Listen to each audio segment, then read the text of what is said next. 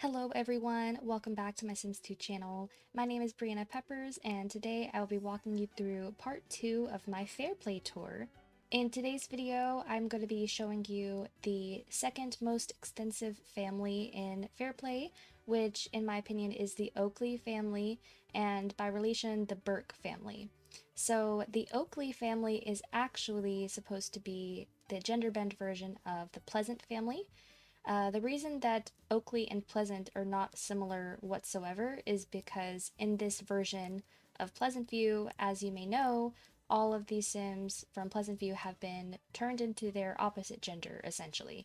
And so what that means for the Pleasant family is that instead of Daniel Pleasant marrying Mary Sue Oldie and she took his last name, in this neighborhood we have Gary Oakley instead of Oldie, and Danielle would have been Danielle Burke, which we'll get to that in a minute as well, took Gary's last name. So the Oakley family is supposed to represent the Pleasants, and obviously the Burke family is supposed to represent the Burbs.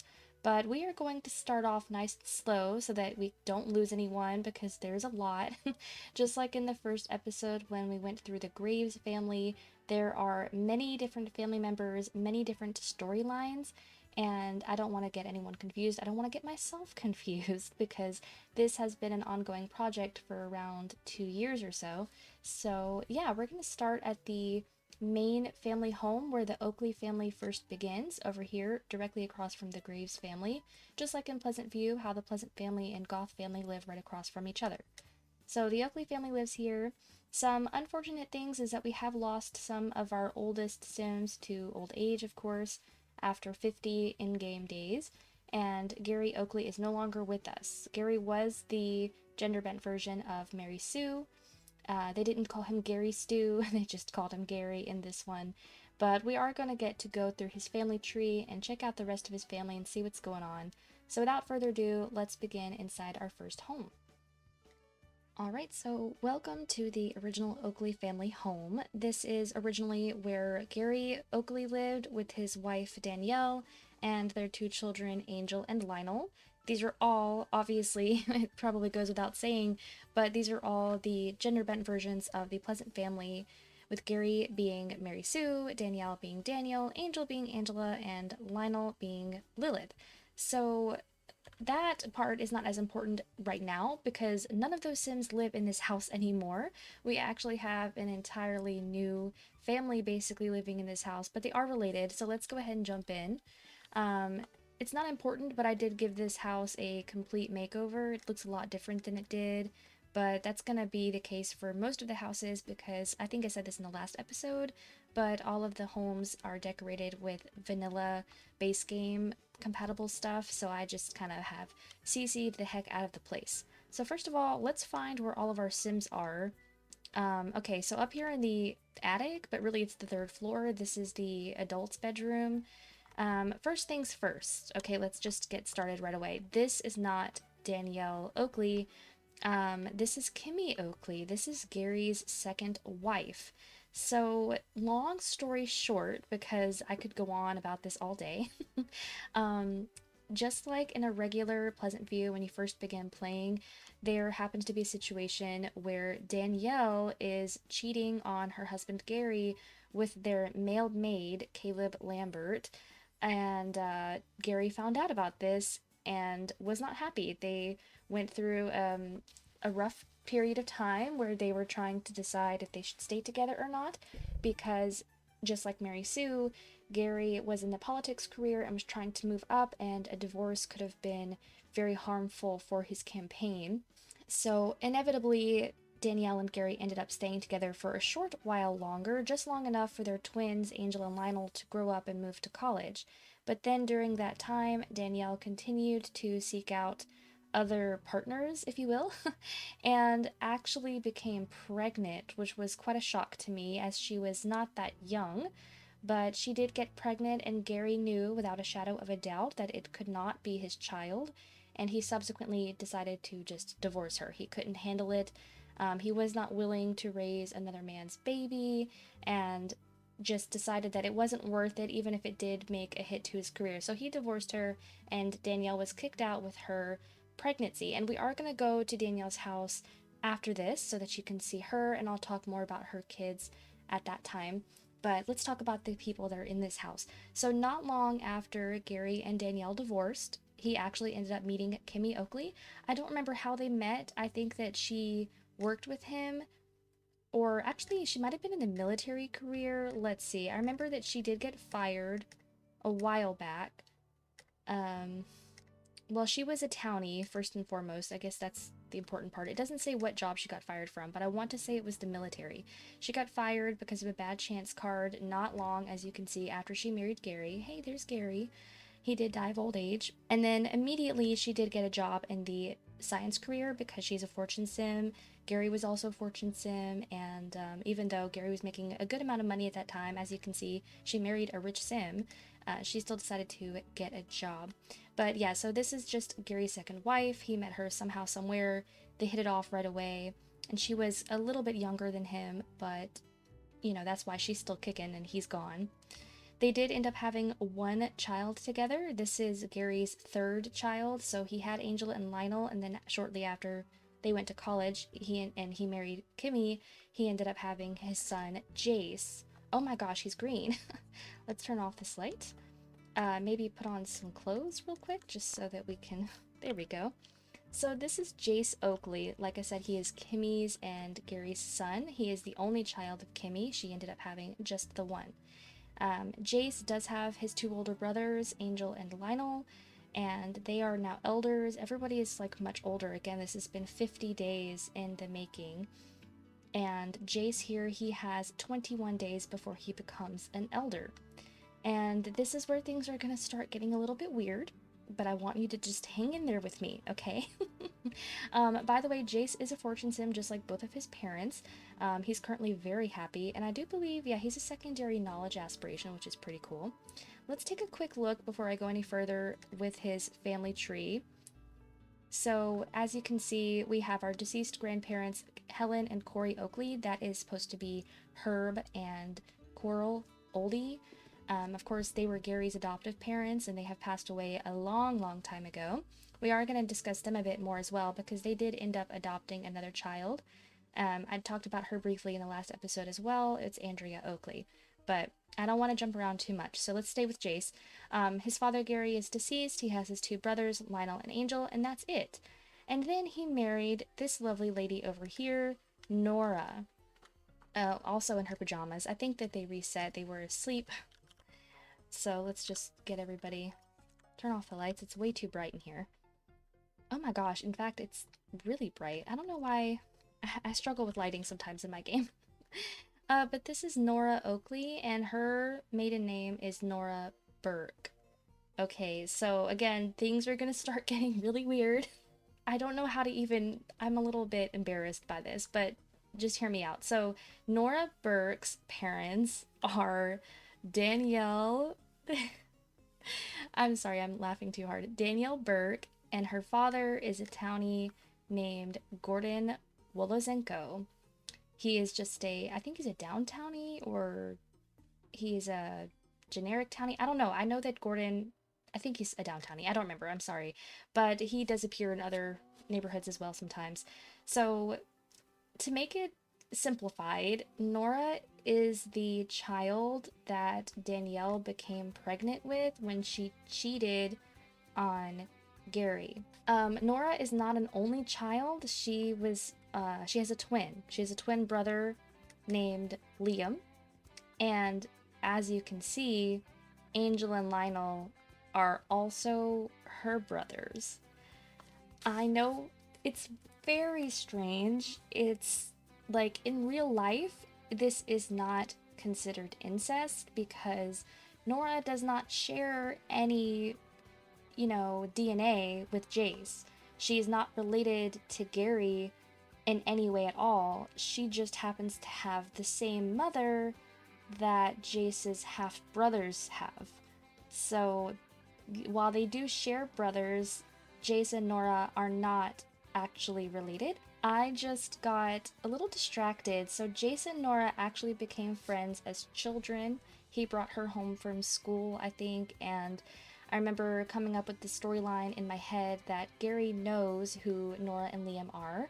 he knows that they are the twins that Danielle was pregnant with when he kicked her out, and did not like the fact that Jace and Nora were becoming friends. He tried to forbid it, and of course, as two kids are wont to do, once your parents have forbidden something, they want it even more. So Jace and Nora became best friends and eventually became lovers, and obviously now they are married, and she has taken his last name, so now she is Nora Oakley. And as you can see, they have 2 children as well. I hadn't considered the fact that they shared siblings, because in my mind I'm like, okay, it's not that weird.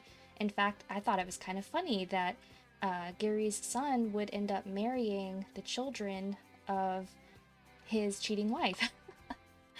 But yeah, it's just a little bit odd that they share brothers. So when you look at it from Lionel and Angel's perspectives, it does mean that their half-brother and their half-sister married each other. And it's just a little odd. But, you know, we're gonna just have to look past it. It's far too late at this point. They have children. They're very happy together, so it is what it is. I will say Nora has been one of my absolute favorite Sims in this Fairplay, because just ever since she was young, she's always been such a unique individual to me. But I'll get back to her in just a moment. Let's go look at Jace. So Jace, as I said, he is the child of Gary and Kimmy.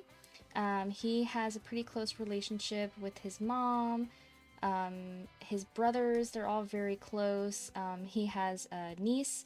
All of Lionel and Angel's children, of course, are going to end up being his nieces and nephews. So this is a very big family. Maybe not when you look at it from this way, like, I can't click on his family tree. There it is. Maybe not like this, but then you go and you have, like, you have Lionel and his children and his grandchildren. You've got Angel and his children. He doesn't have any grandkids yet. Then you've got Nora and Liam. Everybody's got a million kids. At least it feels that way sometimes. So let's start with Jace's history, okay, from when he was a teenager, because that's where things start to first become interesting. So like I said, he met Nora when they were just children, but then as he gets a little bit older, he ended up having his first kiss with her, of course. At this time, they are best friends. And at first I'm like, okay, this is perfect. They only have eyes for each other. There is a lot going on with Nora, however. I don't remember if she came up at all during the Graves episode. I know that she briefly dated, who was it? Gallagher Graves, but of course that didn't end up working out. He ends up having his first woohoo with her. He's working, now he's in college, and then bam, Remy Burke has kissed him. So Remy Burke, again, a distant relative, not even really related to him, but let's see if I can find her in the family tree.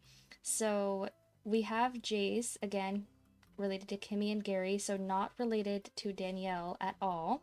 But then if you look at his half-brother and then go to Danielle, Jeremy Burke is her brother. So this is Angel and Lionel's uncle.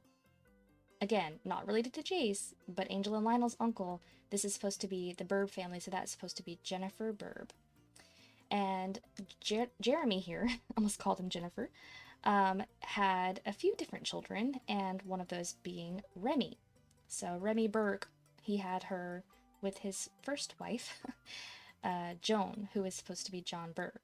Again, we're gonna head over to the Burke family at some point today, so this family tree will begin to make more sense, but I'm trying to paint the picture for you here that Remy, you can find her by going through Jace's family tree. Again, it's just a little odd. So she ends up kissing him. They were best friends, if I'm not mistaken. Like, he's best friends with Pilar Caliendo, but I swear that he was really close friends with her at some point. She ends up making a move on him, and he decides to kind of, like, go with it, I guess. And then, bam, now we have another girl. It's a lot. Like, Jace is a very sought-after young man, I suppose, especially when he was younger, because he was very cute. Hazel Graves, we actually did talk about her, and I think that we did briefly talk about her relationship with Jace. Hazel went from being in a relationship with Nora's brother, Liam, and then he ended up breaking her heart because he confessed to her that he was also in love with another girl, and Hazel couldn't accept that, so she broke up with him and then immediately jumped into the arms of Fabian Graves. Yeah, so she was in love with Fabian. They got engaged very quickly, and then he moves out of college because he finished earlier, and that is when sparks started to fly between Jace and Hazel. Jace is not going to college at the same time as Nora either because Nora is a little bit older than him. And so during this whole everything that's going on, Jace is in fact still in university. He ends up having a baby. So yeah, he was still sleeping with both Hazel and Nora. Now, Nora and Jace were never in a committed relationship, and we'll discuss that more with Nora in a second here, because she was also seeing other people, but she accidentally got pregnant and she had their first son, Pierce Oakley. And so this kind of put things into perspective for Jace. He was like, wow, I have a child now, like maybe I should kind of start thinking about how things are going to go between me and Nora. But that didn't stop him from making out with and falling in love with Remy. So now he's in love with 3 people, Nora, Hazel, and Remy. And it's just a mess, okay? He ends up graduating university and he's still seeing Remy. They have woohooed now at this point. But as you can see here, he's building a relationship with his son. At this point in time, Jace is living back home with his parents. Nora has her own apartment with the baby and her brother. So he was just going over to visit and stuff. He wasn't exactly totally involved yet. But during this time, with him building his relationship with his son and, you know, thinking about Nora, he ends up proposing to her because I think Jace gets it in his mind that he does want to have a somewhat nuclear family, even though this love story has been all over the place. He proposes to her, she says yes, and they get married. And it seems like all's well that ends well. He's working hard. He is in the dance career. Yes, he's a dancer. I know he doesn't look like it, but he loves to dance. But he ends up, after not long, resuming his affair with Remy Burke. And Remy has her own bucket of worms going on. As you can see, her name is hyphenated. She is Remy Burke Caliendo. That is because she is also now married, but nothing has really come of anything yet. As you can see, there have not been any got caught cheatings or anything like that. And then unfortunately, not that long ago, Gary did pass away of old age. The good news is Gary lived a long and happy life. Yes, he did go through some dramatic things with having to divorce his wife and her illegitimate pregnancy and all that. But when he found Kimmy, like, they were genuinely so in love. They were so happy with each other. Let's put her in her every day as well. They just were a match made in heaven. She was perfect for him in pretty much every way. They had their beautiful son Jace together, and he also, Gary that is, was able to reach the top of the political career. He became the mayor of Sim City. So, you know, he had a good life. It wasn't all bad. Oh, he immediately is coming to woohoo with Nora as soon as I press play. As you can see, we also have another baby in the house. They recently had a son named Ian. So we'll talk about the kids last, but going back to Nora for a few minutes, since we have her, it makes perfect sense to include her in today's episode, considering not only is she married to Jace, but we'll also be discussing the Burke family, and she is the Burke family. It just sounds so bizarre when I say it, but that's just the case here. So like I said, Nora is the child of Gordon Molazenko and Danielle Burke. So Danielle, once again, is supposed to be Daniel Pleasant. When she divorced Gary, or I should say when he divorced her, she moved out and she changed her last name back to her maiden name. So we have Danielle and her brother Jeremy. This is the Burke family. We already know about Lionel and Angel. We are going to be going to visit them today. And then Nora and her brother Liam. So Nora and Liam are twins. He's the eldest, she's the younger. He also has a child of his own. We kind of saw Liam and his family already because he is married to Georgia Graves. She used to be Georgia Graves, and they were included in the last episode. So we may not go back to their household today. Just know that this is Nora's brother, Danielle's other child. So Danielle only had these 4 kids. 2 sets of twins, by the way, which is kind of funny. So the thing about Nora, and I think I've discussed this a bit when I was in the Graves episode because she dated a few different people. Again, her love life, similar to Jace's, has just been all over the place. So if we go far, far, far back in time, she ended up having her first kiss with Gallagher Graves, who was a little bit older than her. They went steady for like a day. They woohooed and all that. They were in love. But then she ended up like kind of just moving on. She kissed Fabian, which would have been Gallagher's nephew. okay? But she's closer in age to Fabian than she is to Gallagher. And then she kissed Jace, so again, smooches happening all over the place. She ends up woohooing randomly with Ben Oakley, which was originally Ben Burke, which is, oh my god, it's just, the more I speak, the more cans of worms there are. I'm trying really hard to keep it in order here. We did not really officially discuss Ben, I don't think, yet, but he will be popping up in today's episode. Suffice to say that Ben is now called Ben Oakley because of who his father is, but originally he was named Ben Burke because he is the son of Joan Burke and someone else. I don't want to spoil it yet, but we will get there. But he was supposed to have been the son of Jeremy Burke. It just didn't happen that way. But I digress. They were like one step away from being related. If I had had the foresight to consider them cousins, because it would have made sense, like at this point in their lives, they would have assumed that they were cousins, this wouldn't have happened. But, you know, they are not officially related, so ACR took things away, and she ended up woohooing with Ben. Alright, and then we're kissing someone else, some guy, Simon Martell. I can't even lie, I don't even know who that is. It's obviously a townie. I don't know when that happened. She ends up falling in love with Fabian. They go steady. She's starting to think, okay, maybe this is the one. And then fast forward in time where she gets caught cheating by Fabian. And who did he catch her cheating with? None other than Jace, of course. And I did discuss this in the last episode because Fabian is now married to Hazel, which is another ex of Jace's, and Hazel is still very much in love with Jace. Jace hasn't really thought about her in a while. He's got other things on his plate, but Hazel is having some serious regrets about her marriage to Fabian, and I discussed how heartbreaking it would be for Fabian if he were to discover that his wife is also in love with the same kid that his first girlfriend cheated on him with. It's really heartbreaking. So Nora ends up losing Fabian as a best friend. She woohoos with Jace. She's obviously not feeling too bad about it. Alright? And keep in mind, this all happens while she's a teenager. I could not believe my eyes. Every time I turned around, Nora was kissing somebody new, woohooing with somebody new. All of this, and she's not even a romance sim. She is a knowledge sim. But I guess it's in her blood because her mother, Danielle, was kind of, you know, I guess a frisky woman, if you will. And I don't know. And her secondary aspiration is popularity, by the way. So again, no romance in her. She's just going crazy. And I could have turned down the ACR settings to make all of this not happen as often, but I was secretly loving it, so I let it happen. Alright, this is around the time that her Uncle Jeremy got a divorce, so sad.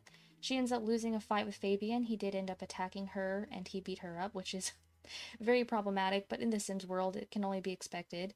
And they broke up. So, fast forward in time, we're now in university, and she has kissed Ben. It's ironic, because they woohooed before they ever kissed, but oh well. Okay, losing more fights with Fabian. As you can see, he was very heartbroken, and just kept beating her up about it. And she falls in love with Ben. So at this point, I think she's in love with Ben and Jace. I think those were the two. Okay, now we're making out with Ben, and we're making out with Jace. Oh my goodness, it's a mess, it's a mess, it's a mess. And again, at this point, this is when she ends up having Pierce. So, at this moment in time, when she ends up getting pregnant, Nora did have the very quick debate with herself. She wasn't exactly sure who the father of her child was, because it could have been Jace or it could have been Ben. And what's even crazier, if it wasn't obvious enough, Ben is actually Jace's uncle. Yeah, it kind of directly relates to who Ben's father is. I guess I'll go ahead and spoil it just so that we can keep things kind of clean here. Corey and Helen are supposed to be Coral and Herb Oakley, right? They're Gary's adopted parents. Corey was a family sim, okay? He wanted another kid, but they were getting older. Helen kept saying no. She was a romance sim. This is supposed to be her, remember that. And she really didn't want another child at the time. So Corey was commiserating with his neighbor, another sim who also really wanted a baby and whose husband was such a workaholic he had no time to help her make one. And so the two of these sims ended up having some sort of agreement, if you will. It's sort of, it wasn't exactly lust or love, it was really just a decision that the two of these people would get together and make a baby. And those two sims were Corey and, where's she at? Joan. She's called Joan Caliendo now, but she is originally Joan Burke. This is the equivalent of John Burb and Coral Oldie hooking up. Again, really crazy stuff. But so Ben was supposed to be passed off as Jeremy's child. All right. Go back to Jeremy here. So Jeremy was married to Joan, and they already had their child Lucas, who is the gender bent version of Lucy. And again, he was working too hard. He was so obsessed with just making money and working on his status and all of that at work.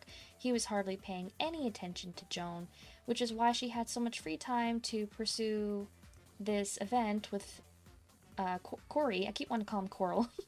With Corey, and that is how Ben was born. So for the first several years of Ben's life, he was passed off as Ben Burke. He was supposed to be Jeremy's son. Jeremy thought it was his son. He didn't have any reason to believe that it wasn't his son. I lost Ben. Hold on, there he is. And yeah, it just kind of just didn't work out that way. Some things came to a head, but I am going to discuss that in more detail when we get to Jeremy's house. Just suffice to say that because Ben's father is biologically Corey Oakley, that makes Gary Oakley his brother, which in turn makes Jace his nephew. A long story just to tell you that Ben Oakley is Jace's uncle. And Nora was sleeping with both of them. Really weird. I mean, it's not that weird. They're not that much older. Like, Ben is not that much older, but just the concept of sleeping with an uncle and his nephew at the same time. She really had a thing about keeping it in the family, I guess. I will go with that. So, going back to what I was talking about, she wasn't sure who the baby's father was, but eventually was able to kind of time it down and realized that it was in fact Jace's baby. So she never exactly came clean about this to Ben, but she also did not tell Ben, like, hey, I'm pregnant and it's not your baby. In fact, it's your nephew's. She just kind of like stopped hanging out with him. The thing that she had with Ben, even though it had been ongoing since they were teenagers, it was never very serious. It was never, even though she was technically in love with him, it was never true love. And I don't think that Ben had it in his mind that he was gonna ever end up with Nora. So that's fine. It kind of all worked out. Like I said, because of the baby, they ended up getting married, and all's well that ends well. And she went a long time without doing anything naughty until she ended up having an affair with who? Gallagher Graves. I talked about this briefly in the Graves episode. I have no recollection of this. I don't think that it was anything serious, but somehow, somewhere, supposedly, or possibly because of some leftover feelings, I must have left the two of these Sims unattended, or maybe on a community lot while I was playing someone else, and they must have flirted or kissed or something, because she does have the memory of having an affair. But I will say that this is not actually an ongoing thing, so I'm kind of tempted to not even count it. But so because of that if I don't count it, it means that she is perfectly loyal to Jace now. She has never stepped outside of their relationship once they established their engagement, that is. But Jace here is actively cheating on her with Remy Burke. And by the way, again, going back to Remy Burke is Nora's cousin. So I think that wraps up that little family wreath right there. It's Family Matters, right? Oh my goodness me. It's really kind of crazy, but that's what happens when you do have a small neighborhood, I guess, and ACR, and you're not really watching too closely. Now that I have many more Sims, many more babies, I think I'm going to be much more deliberate in who I allow to hook up. I may start using the friend zone option more. I only used that once or twice, so that is maybe something I should look into doing.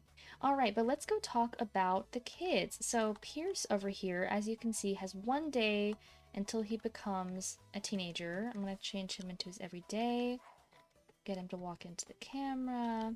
So this is Pierce Oakley. He is so cute. I love him so much. He is an interesting little fella. He's obviously just a child, so it's not like he has...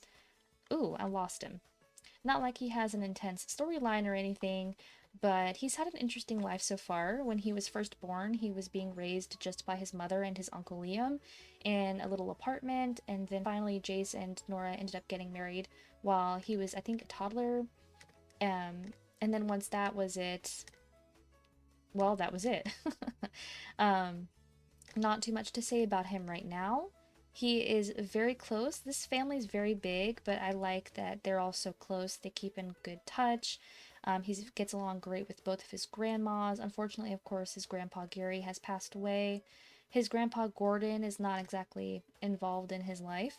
And he's also best friends with Naomi Oakley, who he doesn't have a direct relationship to her, like family that is, but technically speaking, Naomi here would have been his grandpa Gary's niece.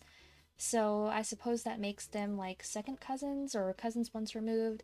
Someone explained to me how it worked when I talked about this in the last episode, and I immediately have forgotten. But yeah, I think that I'm gonna friend zone them to just kind of, if they share the last name, I think that's just a step too close, even if there's no direct blood involved. And then last but not least, where is the baby? It's probably on the ground. Yeah. They recently have had another son, Jace and Nora, that is, and this is Ian Oakley. And he has the same blue eyes that Pierce does, but he's redheaded like his mom and dad. It actually was funny to me that Pierce came out with black hair, but it is possibly because his grandpa had black hair. Well, both of his grandpas, Gary and Gordon, both had black hair. Perfect. And then I didn't really talk about personalities that much. It's not exactly that important, but I will say out of everyone's signs, Nora is a Pisces, and Jace is a Gemini, and Pierce is a Sagittarius. I think that's going to end up making him a knowledge sim. He's very sloppy and extremely shy, but he's active and playful and a bit on the grouchier side. So yeah, I'm excited to see where things go for these kids. And this is the basic extent of the house. Like I said, we have 3 floors. We have the main bedroom. We have the 2 bedrooms down here. This used to be Lionel and Angel's rooms. And then on the ground floor, you've got your kitchen, living area, all that good stuff. This is just a lot bin house that I think Pleasant Sims gave a makeover to. My favorite part is the outside area with the pool. It's very reminiscent of the Pleasant family home in Pleasantview, but different enough. Oh yeah, we did have a dog. I forgot. They had a dog named Egg who did pass away of old age. Bless his heart. Egg was actually Helen and Corey's dog that got passed down to Gary because their adopted daughter Andrea had gone off to college and she couldn't take care of him and he died of old age. And then I do have Gary's grave here. I am going to move it to the Fairplay cemetery that I have, but I think I was waiting to see if his ghost came out. I don't remember if it did or not. But okay, so that is this family right here. I think next we're going to just go in chronological order of Gary's children, starting with, let's start with Angel. So I'll see you in a moment at Angel's house. Okay, so here we are at the second Oakley house of today, and we actually still have snow on this lot, which is cute. It did just become spring, so I guess it just hasn't had time to melt yet. But let's go ahead and get in here. This is one of Honeywell's bespoke build lots. I love these and I use these often for many of my neighborhoods. This is a very simple one with a very large living area, 1 bedroom downstairs, kitchen. Oh my gosh, that scared me. And then we have 2 very tiny bedrooms up here and a bathroom. So this was actually a perfect sized house for this family. So let's take a gander at Angel. So this is supposed to be Angela Pleasant, and it is Angel Oakley. He is what I assume to be the elder of the twins, Angel and Lionel. As you may know this already, Angel is a popularity sim. He has the secondary aspiration that I chose of romance, so that's fun. He decided to go into the politics career because he really looked up to his father, Gary, and was actually, they had a great relationship. Angel, as you know, is the angel child. So this just made perfect sense. And his father did pull many strings to help Angel get this job and help him move up the ladder. As you can see, he's already level 9. He is in his old age, so he'll probably be able to become the mayor before he passes away. He has all of these skills and friends that he needs, so I do think it's going to happen. He has a while to go. And I think that it's very perfect for him that he wouldn't become mayor until his father passed away, because his father was the mayor and his father never retired. He worked until the day he died, just out of the love for the game, I guess. So Angel, man, oh man, what to say? So Angel is married to Dusty, who is now Dusty Oakley, but starts as Dusty Brooks. And I haven't really covered the Brooks family in much detail. We did briefly see Brandon Brooks when we covered the Graves family, because he's living with his daughter Robbie and her husband Gavin Graves. But yeah, we haven't discussed them in much detail. I'll probably just go ahead and cover them today, because all of the Brooks children are married. Dusty and her younger sister Belle are married into the Oakley/Burke family. So yeah, let's just cover them while we're here. So Dusty is supposed to be Dustin Broke, as I said. She is a fortune sim with the secondary in popularity. Very fun, very fun. She is a protector of whales, level 9 as well, in the oceanography career. And I thought this is fun because just like Dustin Broke, she has quite an affinity for like nature and things like that. So I really enjoy this for her. I think that's good. And I think it's her lifetime one. Yeah, to become the Hand of Poseidon. What is Angel's? Angel's is to become the mayor, so it's perfect. So yeah, these two, just like at the beginning of A Fresh Pleasantview, have been dating since they were teenagers, and they never really had eyes for anybody else at the time, of course. That feels important to say. It just made perfect sense that they would stay together. They dated all the way through college, ended up getting married and having kids. So it was kind of the perfect situation here. I had no reason to split them up. So if we go back in time a little bit, let's go to the beginning here. As you know, just like with Angela and Lilith, Angel and Lionel have a very contentious relationship. They would constantly be in fights. At one point, they were even enemies, which is really sad. But this is well into their adulthood. I did end up making the two kids go to college together, which is why there's so many fights. Like, they're constantly fighting. It was pretty bad for a minute there. But while Angel was in university and while he's fighting his brother constantly, he somehow found the time to propose to Dusty. They did get engaged. Looks like their junior year of university together. They're pretty much the same age, I think. Yeah, they are. So they're both 63 days old. Perfect. And they ended up having their first child not long after they moved back to the neighborhood, shortly after he got his job in the politics career. So their first child's name is Skyler. Skyler is an adult living downtown, so I'll be sure to stop by there to show her off today.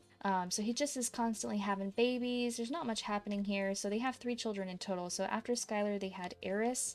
And then we do have a child still living at home. This is their only son, Felix. Angel does remember both of his grandparents, Helen and Corey, passing away. He inherited money from them.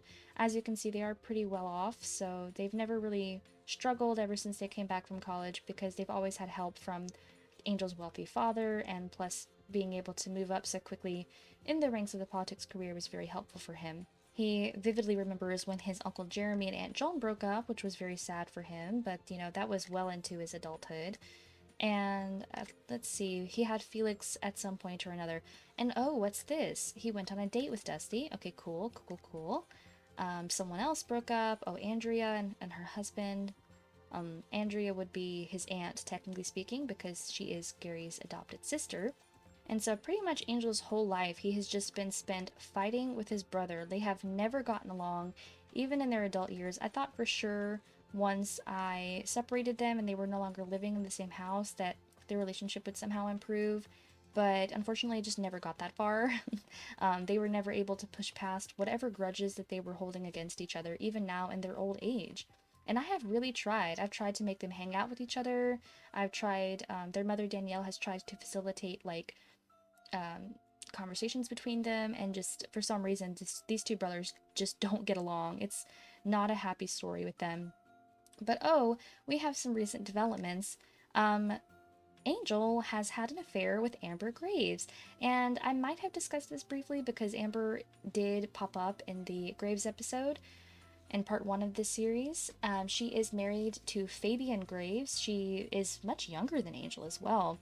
And I don't remember how, when, or why this happened. I think this is because Amber is a romance sim, and she wanted to pursue something with Angel, and he didn't exactly say no.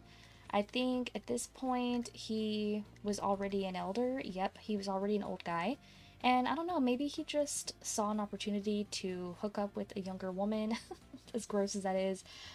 Maybe he thought life is only so long, and he has only been with Dusty like pretty much his entire life. Like I said, he has never even so much as looked at another woman, and it's not exactly that he doesn't love Dusty anymore, because I think that he does, but he's just making some poor decisions now in his old age, and especially now with being a secondary romance sim, I'm afraid that he's gotten kind of pervy, and now his affair with Amber might be unlocking something gross. So as we can see, he went on a date and they kissed. It never went any further than that, but this is, again, a rather recent development, so who's to say that things may not progress there? I'm not totally sure. Okay, that's pretty much it about Angel right now. Some of his closest friends obviously are going to be like his children, his mother, and yeah, his mom is still kicking, but she's probably not much longer for this world. His uncles, his cousins, and this one guy, Jack Kosmakos, who I actually think is a massage therapist NPC, but he keeps trying to bring Jack home from work, and so I think it makes them build their relationship. I don't know what that's about. It could be like a hobby-related thing. I don't know. He's also very close friends with Dee Dee, who happens to be his sister-in-law. We'll talk more about her because she's married to Lionel. Again, his children, what is Nora to him again? Oh yeah, his half-sister, Skyler, his child, Jace, his half-brother. I have to say it out loud so I remember. He's close friends with Declan. Notice how he isn't close friends with Fabian, Fabian's wife is the one that he is seeing now, of course. He's even very close with Lionel's children, Gaia, but not Vania, I noticed. I'm not sure exactly what was going on there. I think that the boys, Angel and Lionel, really wanted even though they couldn't look past each other's, I don't know, flaws or whatever, even though they couldn't make up with each other, they still wanted their kids, that is, to have a relationship with each other. So when the girls were younger, they did spend some time together because they're all very close in age, and this enabled Angela and Lionel both to hang out with their nieces and that kind of stuff. So we can't exactly talk much about Skyler and Aris because they don't live here. I am going to go to their individual houses later, but what we can talk about is going to be Felix. But before I do that, let's get to Dusty right here. So again, Dusty's story is not that dissimilar to Angel's, where she kind of just has always been only interested in him. We're talking first kiss, first love, first everything, and then ever since, she's just been very in love with him. It's always been her dream to grow up and get married to him, have successful careers, make a lot of money, and have babies, and so that's kind of everything that she's ever done. As you can see, she has always had beef with Nick Caliendo. I don't know how, when, or where that happened. It's been ever since she was a teenager, I'm telling you. Nick Caliendo was actually close friends with her father, Brandon, and they just always have fought. I don't know why. It's kind of funny though, so every time she and Nick see each other, it's on sight, I guess. I have a memory here of Kirida Lycanthropy, but I don't remember her ever being a werewolf, so I'm not sure what happened there. That might have been a mistake. Not sure what was going on there. But that's it. That really is it. I'm afraid that Dusty doesn't have any, like, hot piping tea, but her sisters, Robbie and Belle, both kind of make up for that. So Dusty is just really basic when it comes down to it. Yeah, so let's go up here. Let's look at their son, Felix. So, uh-oh, we have an emo on the lot. Let's get him in here. Okay, so one thing about Felix, as you can see, he's a rather young teenager. He is 5 days. My teenager lifespans are only for 7 days, and he is leaning hard into the whole emo aesthetic. Oh, I have a crystal ball here. We don't need that. Let's get rid of that. I think I was trying to help him find a significant other. I don't remember something about Felix's sexuality, gender preference. Felix is bisexual. I knew it was something. It was either bisexual or gay.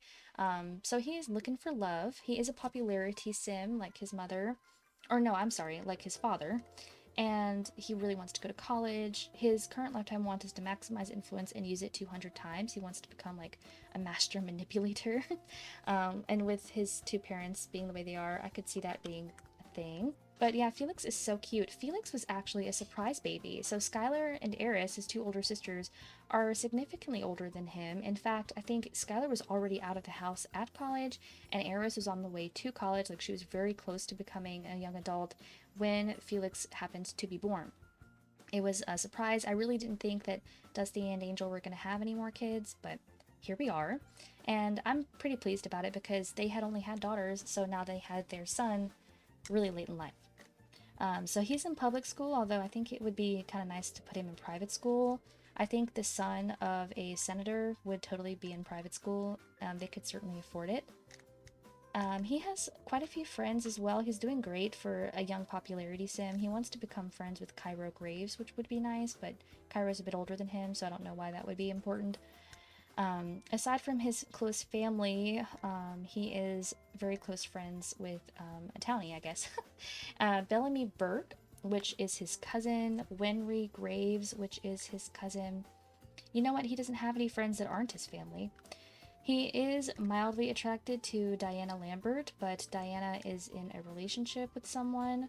And then Jason Vaughn is a townie that I made, so maybe things could, I don't know, go up from there. He wants to sneak out with him, so that could be fun.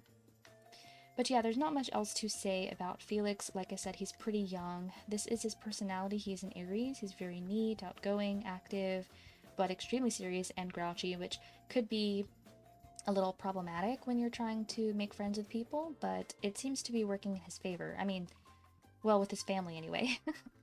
But yeah, I like Felix a lot. I'm not sure if he's gonna keep this whole grunge aesthetic going when he's older. Maybe, just because it's kind of cute on him, but I don't know. I just really like the idea. He wasn't like this as a kid. He wore like a red and black checkered shirt. Actually, you can see it right here in his homework locator. He decided to grow his hair out, so I do think he's going to stay a long hair king. So, love him a lot.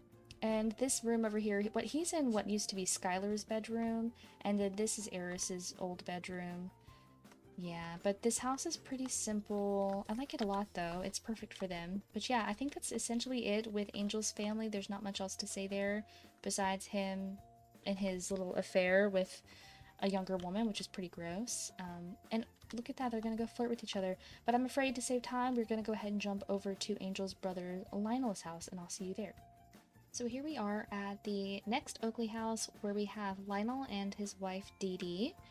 This actually was their beginner home, and it did not look this nice, but I decided to give it a bit of a makeover. Once this family started to earn more money, I thought about sending them to live in a bigger house, but at that point in time, it was just the two of them, and I didn't really see a point in wasting new real estate when I could just make this place look nicer, and it's the perfect size for the two of them. So, where are we?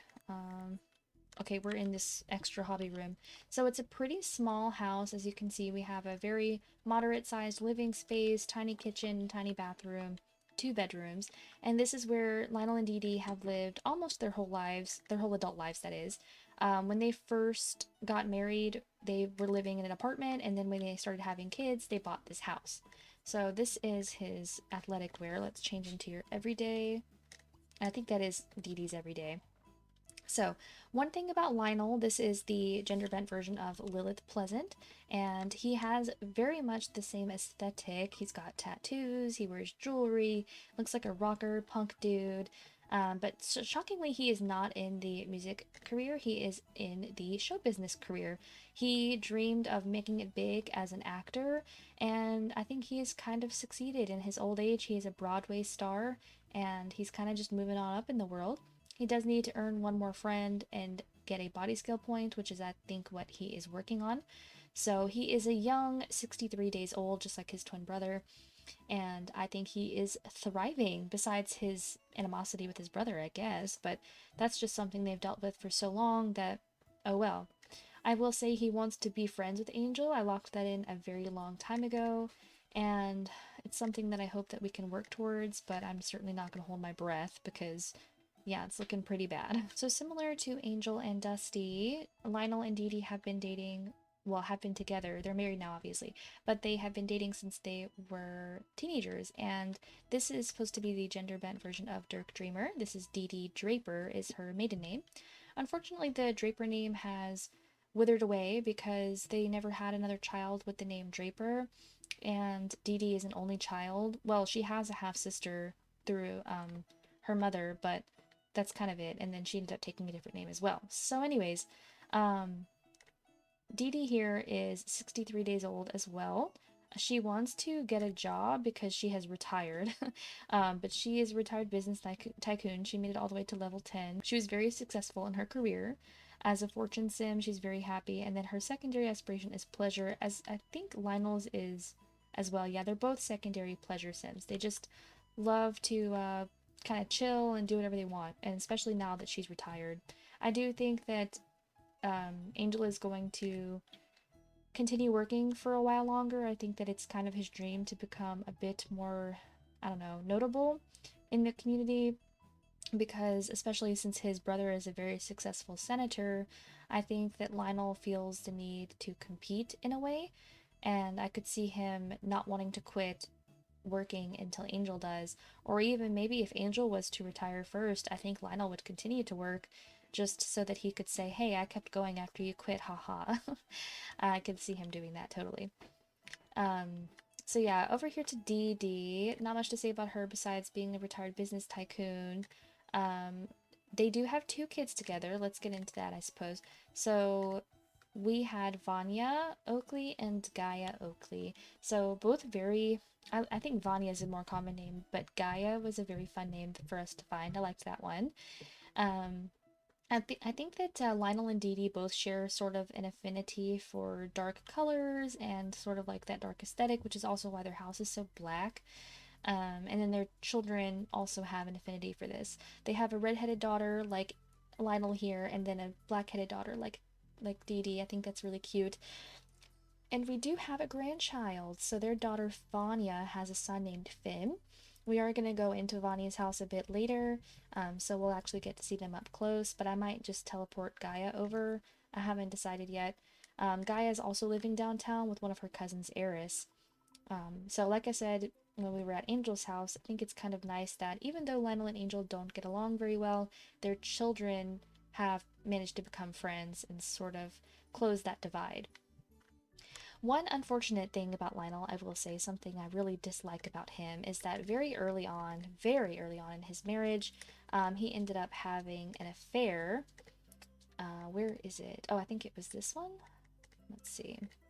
Yes, he was having an affair with Alexis Graves. So we talked about Alexis in the last episode of this, and Alexis is a serial romancer for sure. She was neighbors at one point when they were all living in the same apartment complex, and Alexis just could not help herself. She saw a recently happily married man and said, let me get in on that. And as beautiful and charming as she was, unfortunately Lionel was just not able to resist the temptation, and he did resume or start an affair with her.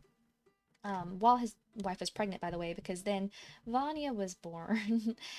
Shortly after Vanya was born, I think, is when they moved. Actually, yeah, right after they had Gaia, I'm sorry. But then even after that, I mean, he was still continuing this relationship with Alexis, and at the time, it was unbeknownst to Dee Dee. She had no idea. So time moves on. He's still cheating on her, but he is still in love with Dee Dee. It's funny that Lionel and Angel both have that in common, where they're cheating on their wives. I think that's hilarious.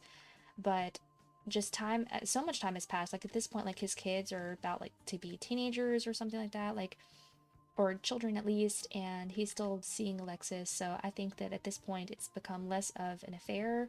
I mean, it is an affair, but less of that and more of like, I don't know how to put it, but a relationship in tandem. He is experiencing feelings for Alexis. It isn't just about lust, I guess is what I'm trying to say. So yeah, after all this time, they are consistently going out with each other, doing all that, and then we are having an affair with someone named Felicia Lee. I don't even know who that is, but it's some rando. I think she's obviously a townie. I don't know where they met.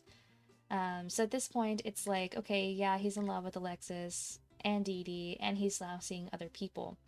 So, and he's still in his old age fighting with Angel.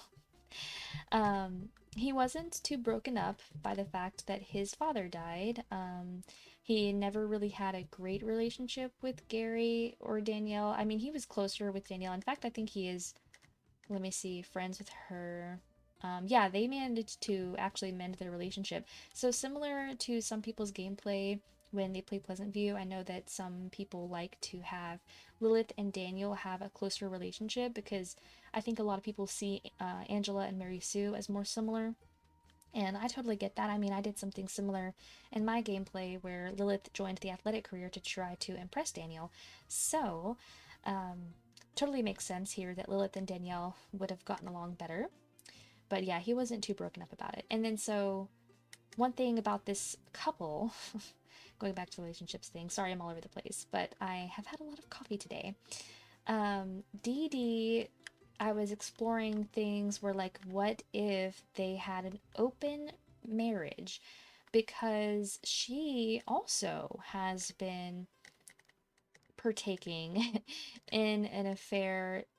Let's see, she was loyal all the way up until after they had their first kid. Let me see. Yeah, she ends up cheating on Lionel with this man named Clarence Philippine, who I believe is a social townie or a downtownie, one of the two. Yeah, and this is like pretty early on in her career. She had her kids at that point, of course. I think that in this couple's case, the affair, for Dee Dee anyway, stemmed from sort of a stagnant boredom, and she was also working really hard to become a business tycoon. She really wanted to make a name for herself and make money because she grew up poor, and that was just something that she aspired to. So I do think that while Lionel was busy also doing the same thing, it's very possible that she met this Clarence guy. I don't know who he is to her. Maybe they're co-workers or something. But regardless, she just saw an opportunity to, I don't know, break up the monotony a little bit, and that's how that happened. She also ended up having an affair with Marion Beaumont, and Marion was their neighbor at one point at that old apartment they lived in, and I always saw that they had like a really good amount of chemistry, but of course I was never going to force them to act on it, but then they acted on it themselves. So now that's two separate people, just like Lionel, that Dee Dee has interacted with outside of the marriage. But this doesn't stop them from hanging out with each other. They still spend a very healthy amount of time with each other. They're very in love. And this is why I have considered the idea of maybe, and especially now in their old age, just considering having an open marriage where like they could date other people and it doesn't really mean anything in the long grand scheme of things, and nobody's feelings are going to get hurt. So let me know what you think about that, because I have yet to ever really truly implement that. But seeing as how they're both having affairs, but they don't want a divorce, like I think it just makes sense. Also, this is the first family we've seen today that has a pet. This is a cat named Kimchi. If you don't remember from the first episode, all of my animals here in Fairplay have a food name, like they're all named after food. So this is Kimchi. And yeah, this is it for the house. They do have a maid, that's Barbara Landry. They do have a significant amount of money, so it just kind of made sense for them to hire someone to clean up, especially because I think out of these two, they're both pretty sloppy. Well, Dee Dee's kind of neat. Yeah, they're all right, but definitely very busy Sims. So this used to be where their children, Vania and Gaia, lived. Like they shared a bedroom, but ever since the girls moved out a while ago, this has become the hobby room. I think that Lionel's, yeah, one true hobby is music and dance, but Dee Dee's is tinkering. She's never really fiddled with that though. I've had her doing arts and crafts ever since she was young, because as you may know, her mother, Dara Draper, who has now since passed on, but she's supposed to be Darren Dreamer, has an affinity for art. She was an artist, so it just kind of made sense to me that, especially as she gets older, Dee Dee would kind of honor her mother by following in her footsteps and becoming a painter. I don't think there's anything much more to say about this family. Like I said, I am just going to take you over to Vania and Gaia's homes to show you everything to do with them. But yeah, so this is kind of just where they are right now. They still have a long life ahead of them, if I'm not mistaken, because they're pretty young in their elder years, and we love to see it. So out of the main brothers of Gary's children anyway, we've discussed all of them because that was Jace, Angel, and Lionel. We've already seen Nora, we've already seen Liam. So I think we're going to jump over to Danielle, and then after that we will visit Danielle's grandchildren, starting with probably Angel's kids. Okay, we just made it to Danielle Burke's house. This is one of the Maxis lot bin homes. I think that it came with the IKEA stuff pack because this whole house was just chock full to the brim of IKEA stuff, so that's gonna be my assumption. I was pretty lazy when I moved her into this house and I never redecorated it, so it is in its basic form. But I thought that, you know, the red colors kind of suited Danielle. I've always seen her as a red sim, even when she had red hair, but now she's gray, so it makes even more sense. I'm gonna change her into it every day. So Danielle is living in this nice big home all alone, and she has taken the opportunity to start breeding dogs, which has been super fun, but we'll get to them in just a moment. Could you maybe look at me? I'm up here. I guess not. But, oh, we just got some insurance money? Who is that from? From Caleb Lambert. Oh my god. Well, spoiler alert, Caleb Lambert has died.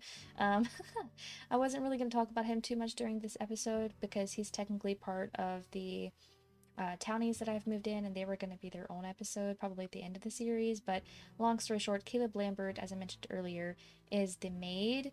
He is supposed to be Kaylin Langerak, and he is the sim that Gary Oakley caught Danielle cheating with originally. So we already know all about that. We know that Gary divorced Danielle when it turned out that she was pregnant with not one, but two babies, both of which were not her husband's. So we already know that is how Liam and Nora came into this world. And Danielle never remarried. Nope, nope, nope. She just continued living her life how she saw fit. She continued working in the athletic career, and she ended up making quite a lot of money, as you can see here, and as can be, you know, seen by her large house that she has. She bought it all on her own. She did live in a tiny 2-bedroom house for many years while she raised her kids, but after they grew up and aged out, yeah, once they grew up and moved out, she was able to get this large house for herself.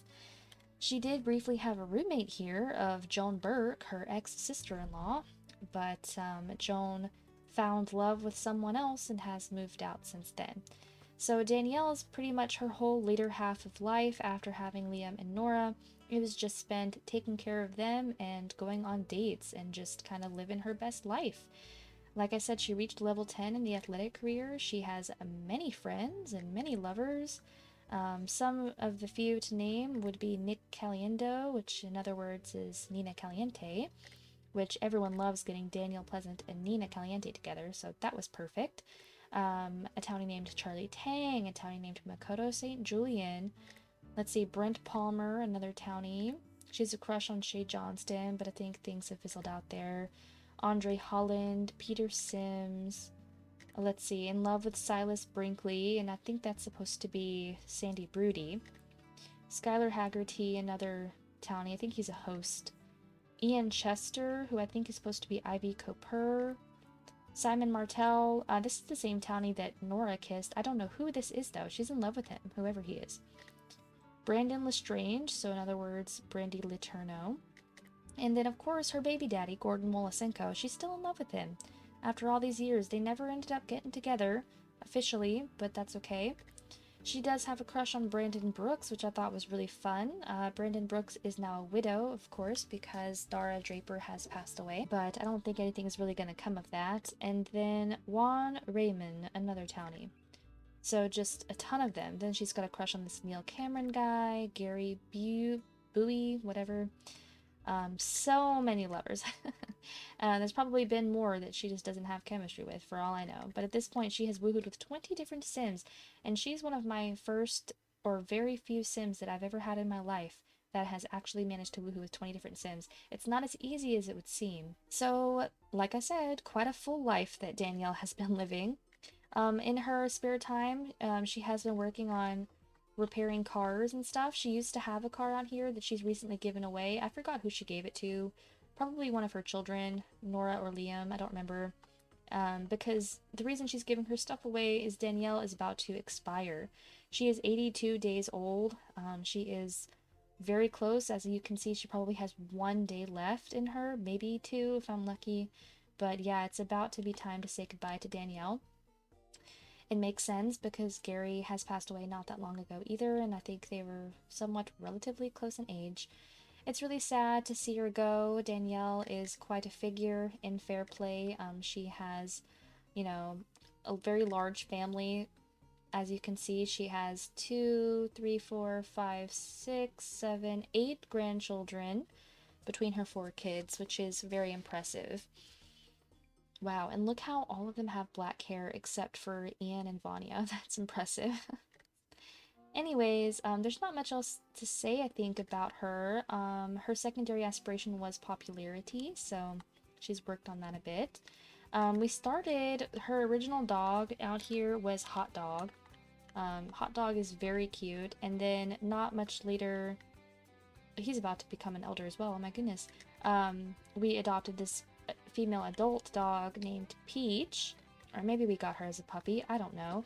And Hot Dog and Peach had a baby, and we named him Quiche. So Quiche is, like, he looks identical, but he does have a little bit of Hot Dog's face. So whenever I have, like, an elder sim living alone, and I'm kind of bored and not sure what to do with them, I think of some things like gardening or pet breeding, because those are things I don't do often otherwise. In fact, she did have a garden out back, but it's been completely snowed in because of the winter. Like I said, her sister-in-law or ex-sister-in-law, Joan, was her roommate for a considerate amount of time. She lived up here in this bedroom. I since sold the bed just to make it like a dog room. You can tell I haven't put much effort into this house. I never bothered because I just wasn't sure how long Danielle was going to end up living here. And then she ended up living here for the rest of her life. So I think when she passes away, I'm either going to remodel it and have someone else move in, or I'll just delete it and put down like a actual Honeywell bespoke build or something that I usually go for. I can't even remember why I chose this house. I think that I just wanted something different. I've never actually played with it before, and it was giving like bachelorette pad in a way. So I liked it a lot. Like I said, I'm going to be really sad to see Danielle go. She is so beautiful and is a very complicated person. Like, it's easy to think like she's a bad person because obviously she did bad things. She cheated on her husband. She should not have done that. Broke his heart, broke his trust. Like, it was very sad. But I will say, because I didn't mention this before, but I will say that Gary and Danielle mended their relationship and actually became very close friends. So, in fact, I think when he passed away, she was there, yes, and he actually left her an inheritance. So they were able to get past everything that happened, and they probably were able to look back and be like, look at this beautiful family that we built together, how lucky are we? And it was kind of a situation like that anyway. I like it a lot for them though. Alright, so that is about it for Danielle. I know that I said I was gonna go to the grandchildren next, but because there's so many, I think I'm actually gonna go hit the Burke family first. So now let's go pay a visit to Danielle's younger brother, Jeremy. Alright, so here we are at the beautiful Burke family home. So this is not the home that Jeremy and his family originally lived in. They actually used to live in the house that Lionel and his family is living in now. I forgot to mention that. But later, when Jeremy worked really hard and got up high in his career and made a lot of money, he was able to buy this house to move his family into. So this is actually a house custom built by Pleasant Sims, if I'm not mistaken, and it's called 106 Main Street.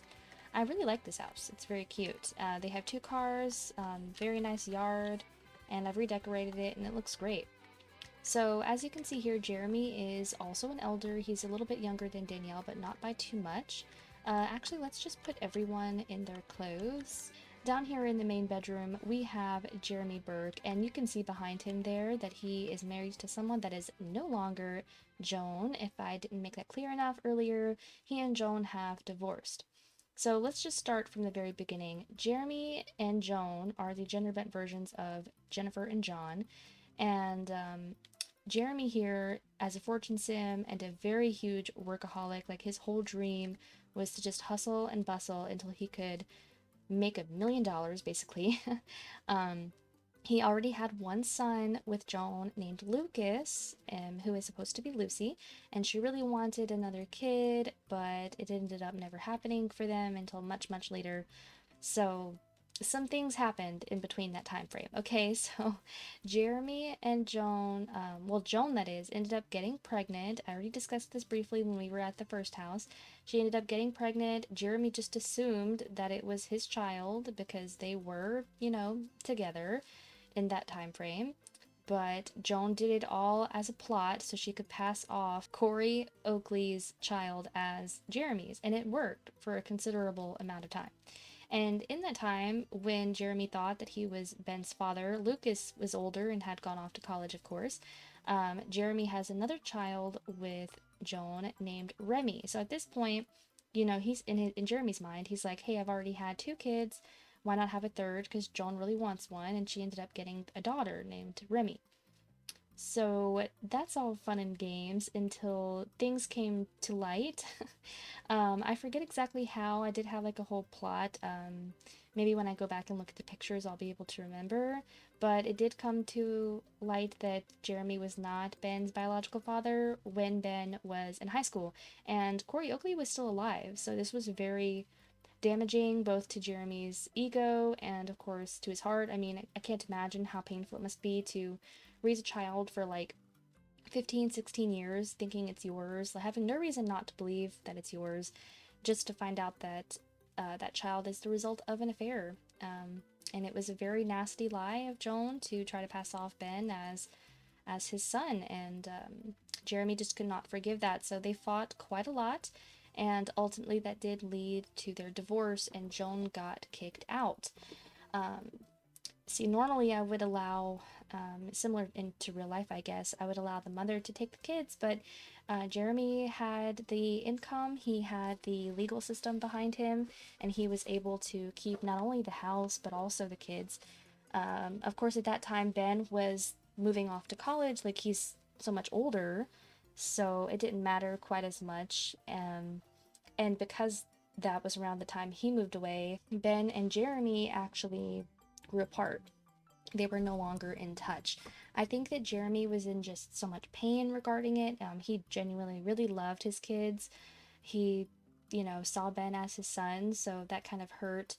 Even though it was unintentional on Jeremy's part, I like to believe he did let the relationship with Ben slide away because he just wasn't sure how to relate to the boy anymore. I think that it just was a bit too much for him. He wasn't sure how to, I don't know, like, process that information that, again, that Ben just wasn't his child. He couldn't see him as any other way than that now, unfortunately. And it did suck for Ben as well, because Ben saw Jeremy as his father. Ben didn't know this information until much later. It wasn't until it came to light and Ben knew about the reason for his parents' divorce that he even began to pursue a relationship with Corey Oakley. At the time, Corey Oakley had always been passed off as Joan's best friend, one of the neighbors, just a cute little old man. Jeremy was never threatened by him. It was just really shocking information for everybody.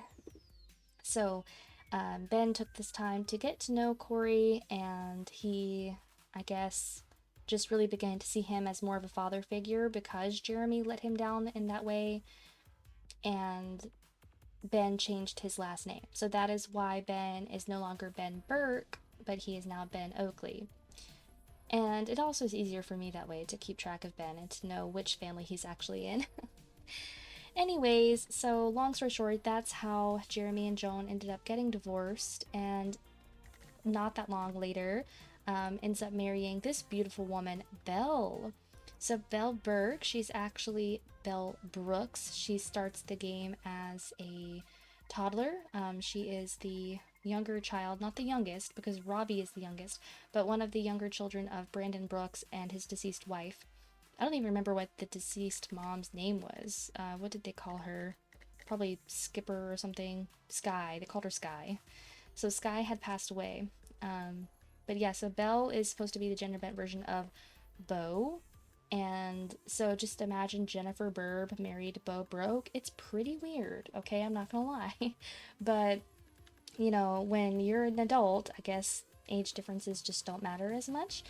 So that's fine. The thing where it starts to get weird is the fact that Jeremy met Belle because he was really best friends. Where is he at? With Brandon Brooks. Hello? I thought he was. He used to be. I think he's not anymore. Wait, let's just start over. Let's go look at his memories. So yeah, shortly after breaking up with Joan, he goes on his first date with Belle. Like, it happens pretty much immediately. And at this time, his youngest daughter at the time, Remy, was in school, so he still has her at home. Oh yeah, he has a secret baby named Quinn. I forgot. She doesn't like relate to this family as much. She's more a part of the Graves family, but technically speaking, Quinn Graves is Jeremy's daughter. I know I talked about this in their episode, but he had this child with Alexis Graves, the same person that Lionel was having an affair with, by the way, because Alexis, as I discussed in the last episode, she got around. Okay, she definitely did. So yeah, he's Quinn's father. That's a whole other story. And just he continues seeing Belle all the way up until the point that he's like, you know what? You know, I'm not getting any younger. Belle is, I think at this point, graduated from university and all of that. So he proposed to her, and they very quickly got married and very quickly had a baby. So that kind of is the timeline on this relationship. It was sort of like Belle was a rebound for him in some ways, and she's much younger, so she was able to pop out more kids. So after his oldest children, Lucas and Remy, because again, Ben doesn't really count on the family tree, unfortunately, after they were already adults at this point, he ends up having 2 more children with Belle, Bellamy and Casey. In fact, Jeremy's a grandfather, and he has 2 grandchildren that are older than his kids, which is just sometimes really weird, but what are you gonna do? I really like this family regardless of maybe the strangeness. I really like Belle and Jeremy together. Again, it could have been under better circumstances, but it's not like he ever cheated on his wife. At least I don't think he did. Did he cheat? Wait, I don't remember if he cheated. He might have cheated. Okay, he got caught cheating by kissing... Oh, that was with kissing Donna Caliendo. Okay, that's something irrelevant. This happened because of ACR at, like, someone's birthday party. He kissed Donna Laurente, who, you know, that would be Don Lothario. But that's neither here nor there. And he was cheating on his wife with Alexis. So he was cheating on Joan with Alexis and Donna, which, like, obviously isn't great. But hey, he didn't have an illegitimate child. I actually should have mentioned this before as well, but I had no plans of getting John... Oh, I'm calling him John. Of getting Jeremy and Joan divorced. I never planned. I thought that they would make it through.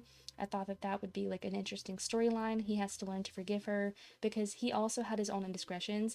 But ACR, or I also have like a separate mod to have them autonomously break up if their relationship is bad enough. And Jeremy autonomously broke up with Joan. So I just ran with it. I just thought, okay, he really just doesn't want to be married to her anymore. So I think that's it for Jeremy, for now, that is. He is a fortune sim with a secondary romance because now, similar to Angel, he's in his old age and he's gotten kind of pervy. He wants to woohoo with 5 different sims. For a minute there, after he married Belle, he really wanted to cheat on her with her sister Hazel, which would have been so disgusting.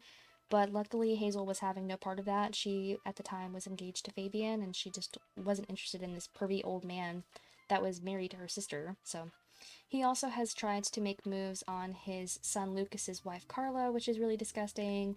So I do see him as kind of like a pervert. He has managed to successfully cheat on Belle, unfortunately, with none other than Donna Laurente.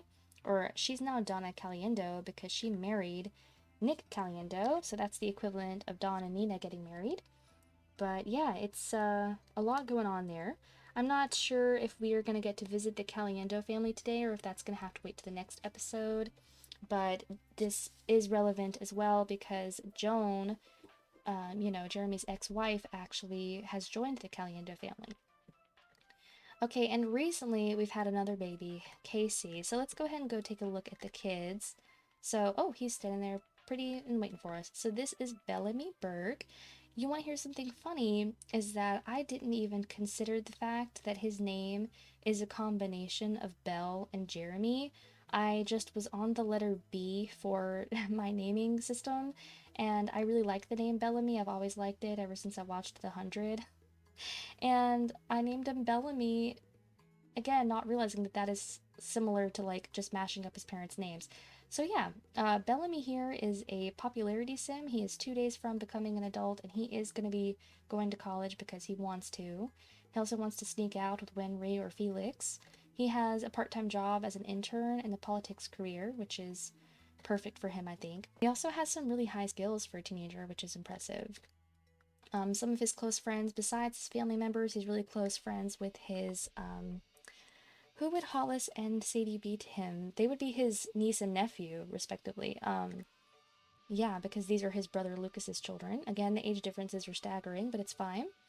And he is really close friends with Quinn, his half-sister. And I may have discussed this already in the first episode when I talked about Quinn and her family, but the whole sideline, like, story here is that Bellamy did not know that Quinn was his half-sister, but Quinn knew that Bellamy was her half-brother because she grew up without a father in the home because at the time Jeremy was married to Joan, I think. Or no, I'm sorry. He had already broken up with Joan at that point, but he had already either begun seeing Belle or was married to Belle. One of the two, okay? Because Quinn and Bellamy are pretty close in age, suffice to say.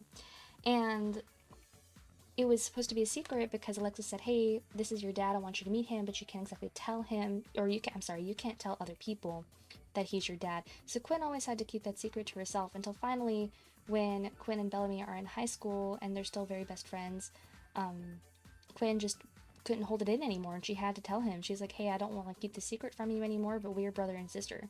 And that was really hard for Bellamy because now he has that on his plate where he has to think, like, am I going to tell my mom that I have a half-sister living across the street, or used to, she's in college right now, but still, should I tell her or should I just let it go because it's been so long now? Because at this point, like, let's just say that Quinn is about 20 years old, so, or maybe 18 at the very least, so, that would mean that she's a couple years older than Bellamy, and, yeah, the timeline just, it wouldn't make sense. It's very obvious that Jeremy, if he didn't cheat on Belle with Alexis, then he was at least seeing them both at the same time, and for Belle, that might be the same thing. Long story short, he had a secret sibling that he now knows about, and luckily it didn't damage his relationship with her. He was very angry with her at first for not telling him sooner, but at the end of the day, he can't blame Quinn for it. He blames his father. And then he is dating someone right now. This is Diana Lambert.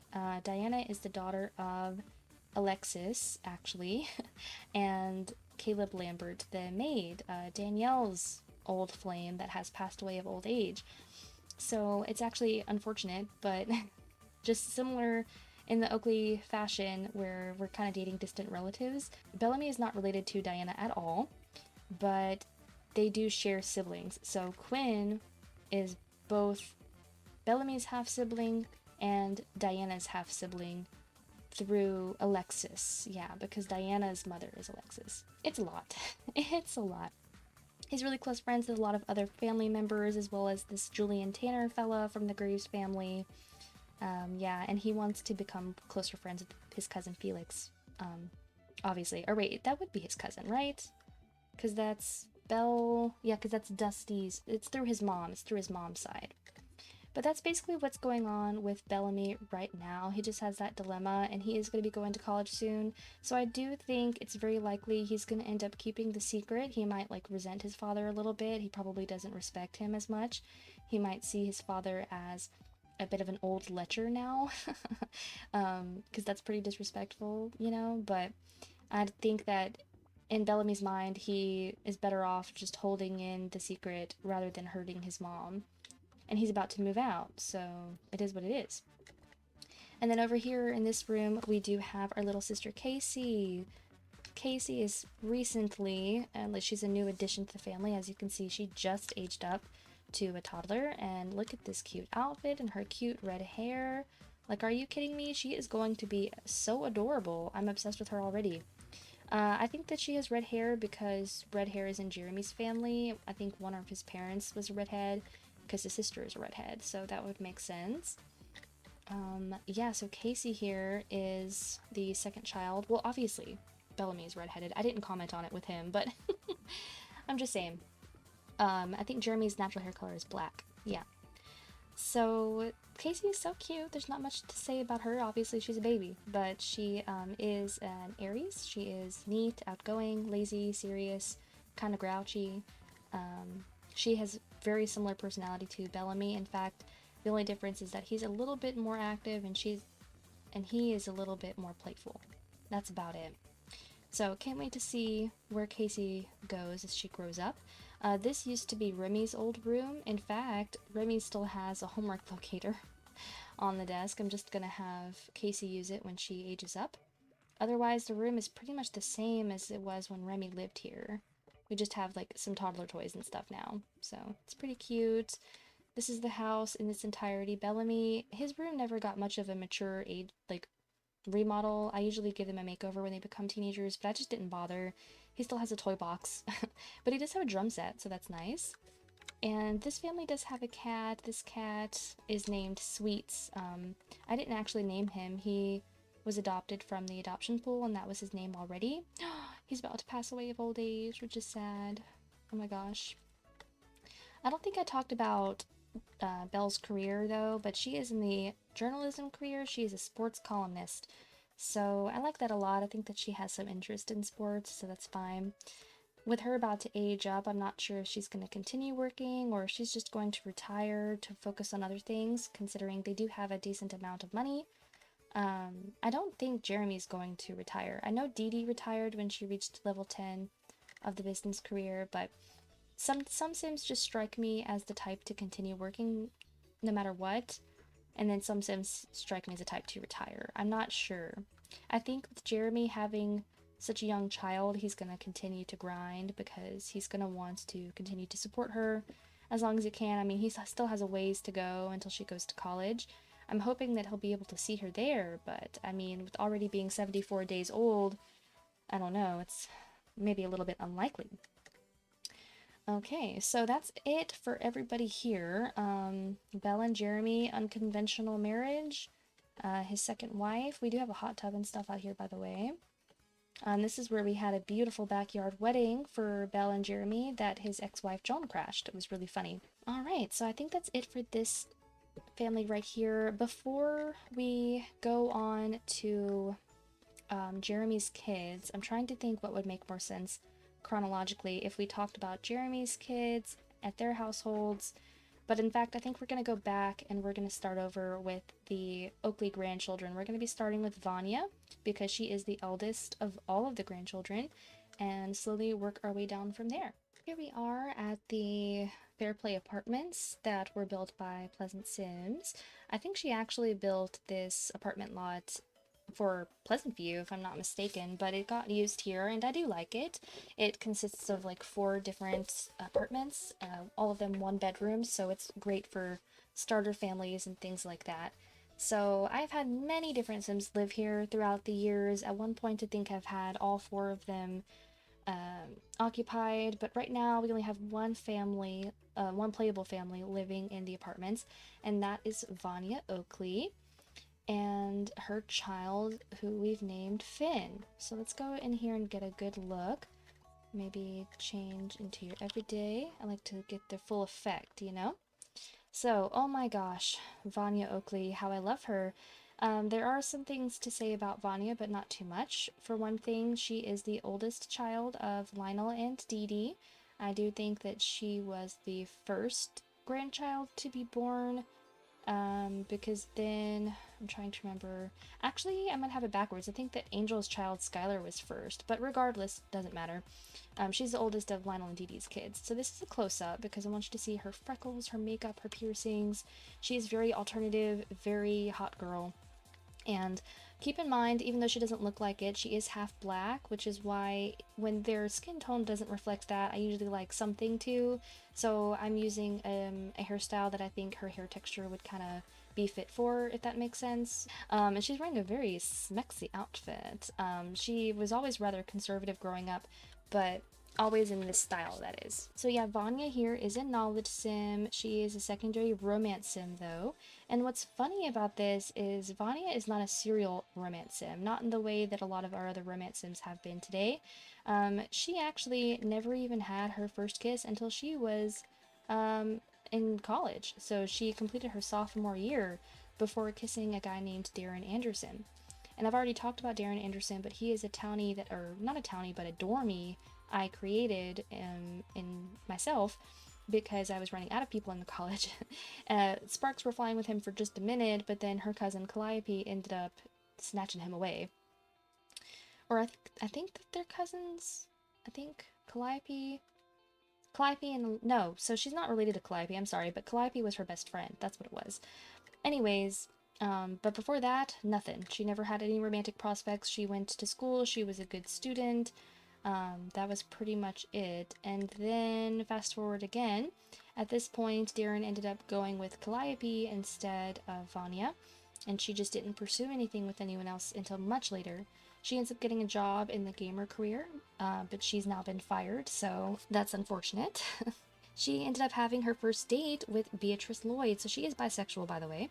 She makes out with her, and then she ends up having her first woohoo with Beatrice. So Beatrice is a townie. I believe she is supposed to be the gender-bent version of Benjamin Long. That's what I'm gonna go with, I think.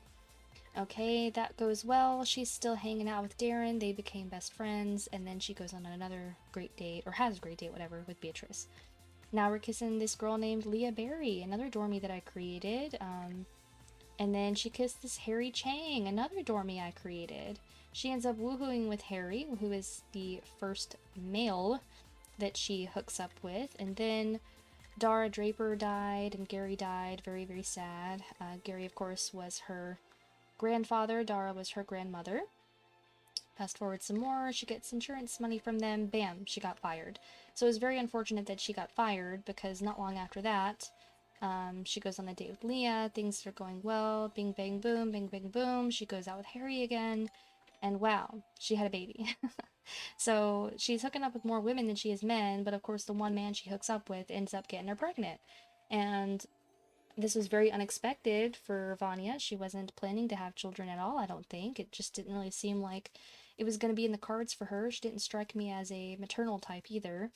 But when she was pregnant, she was actually very happy, and I was very excited for her to keep the baby and, you know, do all that. And she's still kissing people and hanging out with people, but otherwise, that's kind of all she has going on right now. Ever since she's been fired from her job, she hasn't been able to work again because she was so pregnant, and then now she's getting child support from Finn. Or, not from Finn, but from Harry, Finn's father. I need to get him somewhere that I can see him. Alright, so this is a close-up look of Finn Oakley. He is, at least for the time being, going to be taking Vania's last name. It's not like Vania and Harry are in a committed relationship or plan on getting married or anything like that, and I just think that it makes sense for Finn to take Vania's last name for the time being. If things change and they want to become one family unit, then I'll be happy to call him Finn Chang, but for the time being, it is Oakley.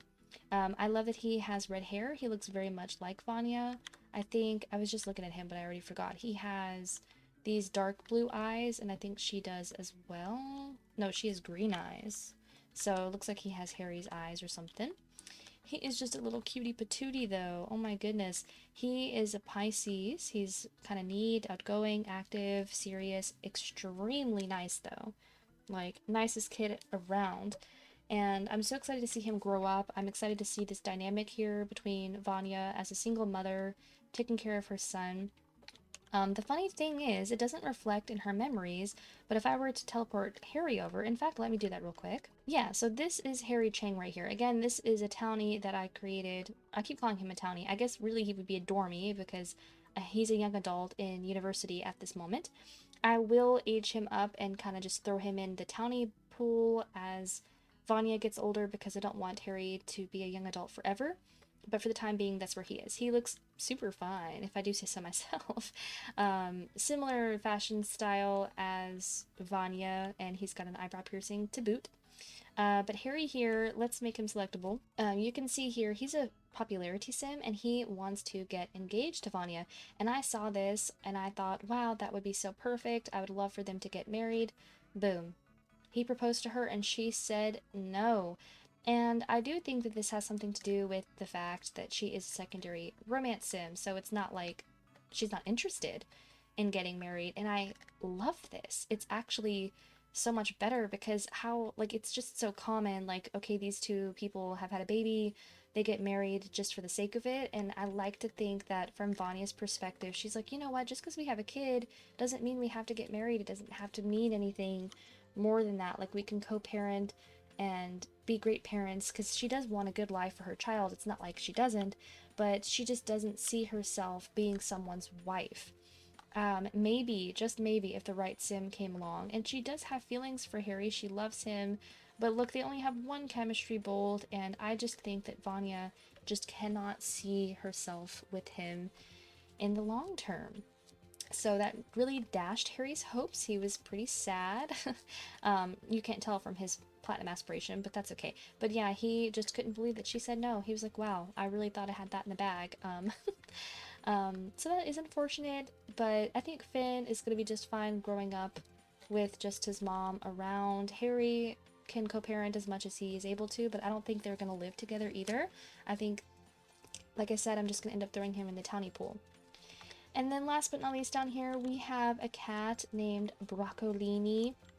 Oh my god, and she has to be, I think it's a girl, has to be one of the prettiest cats I have ever seen come out of the adoption pool. Like, are you kidding?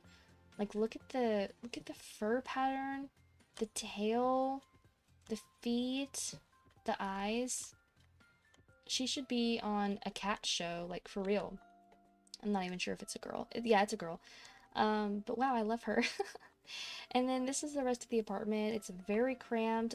Hopefully Vanya finds a way to make more money before Finn gets too much older, because right now, as a toddler, them sharing this one bedroom is fine, but when he gets older, it's gonna be a problem, because I think that every child deserves to have their own room, or at least not to have to share a room with a parent. And then, as you can tell, I was remodeling, and I ran out of money before I got to the pink counters, but Alexis Graves used to live in this apartment. This is where she had her first two kids, Calliope and Cairo. So it's very symbolic that, you know, Vanya would be living here also as a single mother, I guess. But that's pretty much it for Vanya right now. Like I said, she's seeing a few different people. She has no interest in getting married right now. She just wants to raise her son. She has mass chemistry with a lot of people. So, ooh, one of those being Fabian Graves, which would be very interesting considering his wife Hazel is distantly related to Vanya, because that would be her aunt, actually, because that's Dee Dee's sister. It's a whole thing. Alright, but I think that's enough yapping, because we need to hit quite a few more families, so I'll see you. I think we're gonna go, just in chronological order, next we're gonna go see Gaia Oakley, who actually is living downtown with their cousin Aris, so two birds, one stone. Okay, so we just arrived at the apartment that Gaia and her cousin Aris are living in downtown. This apartment building actually came with Katati's downtown. If you've seen that, it's like a remodeled version of downtown, and I really seriously love it. I can't live without it now. Even though some of the lots can be a little heavy on my game, for the most part, it's good, and I really enjoy it. It makes for a perfect change of scenery, especially when you've been playing with the original downtown for like 20 years. So, this particular apartment is 107 Custer Boulevard. It's supposed to be like a townhome, I guess, just remodeled, and there's a bar downstairs, which is really cool. if we go down here, our girls live on the second floor, but down here on the first floor, you have an actual bar with like a game area, a photo booth, a poker table. Now the bar is not managed by a bartender, but I actually prefer that because I wouldn't want a bartender to just be standing down here 24/7, so this is fine. The bar is still fully functional. The girls can come down and make drinks or serve drinks if they're having a party or whatever. So yeah, it's really cute. Up here on the second floor is where we are living. So it's a 2-bedroom. It's actually a very nice apartment, especially after I remodeled it a bit to like suit their aesthetics.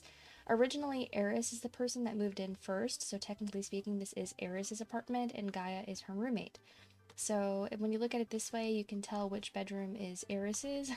It's the more fleshed out one. It's very lilac and gray. I think that these colors really suit her personality. And then the much less decorated, because she just moved in room, is Gaia's, and she just kind of has everything that she took with her to university, and slowly but surely she's going to work on getting more stuff. And then we have our bare bones living area, but it's very cute, minimalistic. I think it perfectly represents what two fresh out of college girlies could afford living downtown, and they do have a bathroom, which is very dirty. So let's talk about Gaia first, since we were talking about Lionel's children. This is his second and youngest child. They only have the 2 kids. So Gaia is, first of all, gorgeous. Just like Vania, I think that she is very beautiful. And also similar to Vania, she never had any like romantic prospects early on in her life. Gaia is gay. She only likes girls, and so there were really no gay girls for her to interact with a lot until she met Leah Barry. Leah Barry, if you may have noticed, was also one of Vania's romantic conquests, which is unfortunate. I actually think that Leah and Vania are in love. In fact, I want to teleport her real quick. Yeah, so this is Leah right here, and if I look at her relationship panel, you can see that she has the most chemistry with Vania. She's in love with Vania. She only has 2 bolts of chemistry with Gaia, and they only have a crush on each other. But I have to say, I'm leaning more towards pushing her into Gaia's arms. I think that this is the first and only person that Gaia's really shown any interest in, and it just would be too heartbreaking if, you know, her sister was to come between the 2 of them. I think that would be really unfortunate. So yeah, there's, I don't know, something going on there. Oops, back to Gaia. Obviously she has attractions for other people, including one of the mascots, which is unfortunate, and an exterminator. Kind of hilarious, but yeah. Otherwise, she is friends with a few different Sims, obviously most of her family members, which is usually the case. She's also really close friends with Brandon Brooks, who she's actually not related to. Brandon is her cousin's grandpa, so I'm not too sure how she became so close with them. Or it could be the fact that, technically speaking, he's her step-grandpa. That makes more sense. He's her step-grandpa because he married her grandma, Dara. Yeah, never mind, that's the connection. So let's just pretend that that's her grandpa. And then she's also friends with this townie named Chance Gordon. I'm not even sure who Chance is supposed to be off the top of my head. Maybe Cleo? What was her name? Chloe. Chloe something. I'm struggling to remember, but something with the C and the G, so let's just go with that. That's kind of it. Otherwise, she doesn't have much going on. See, she only very recently had her first woohoo with Leah. She moved into this apartment with Aris because she really didn't want to move back home.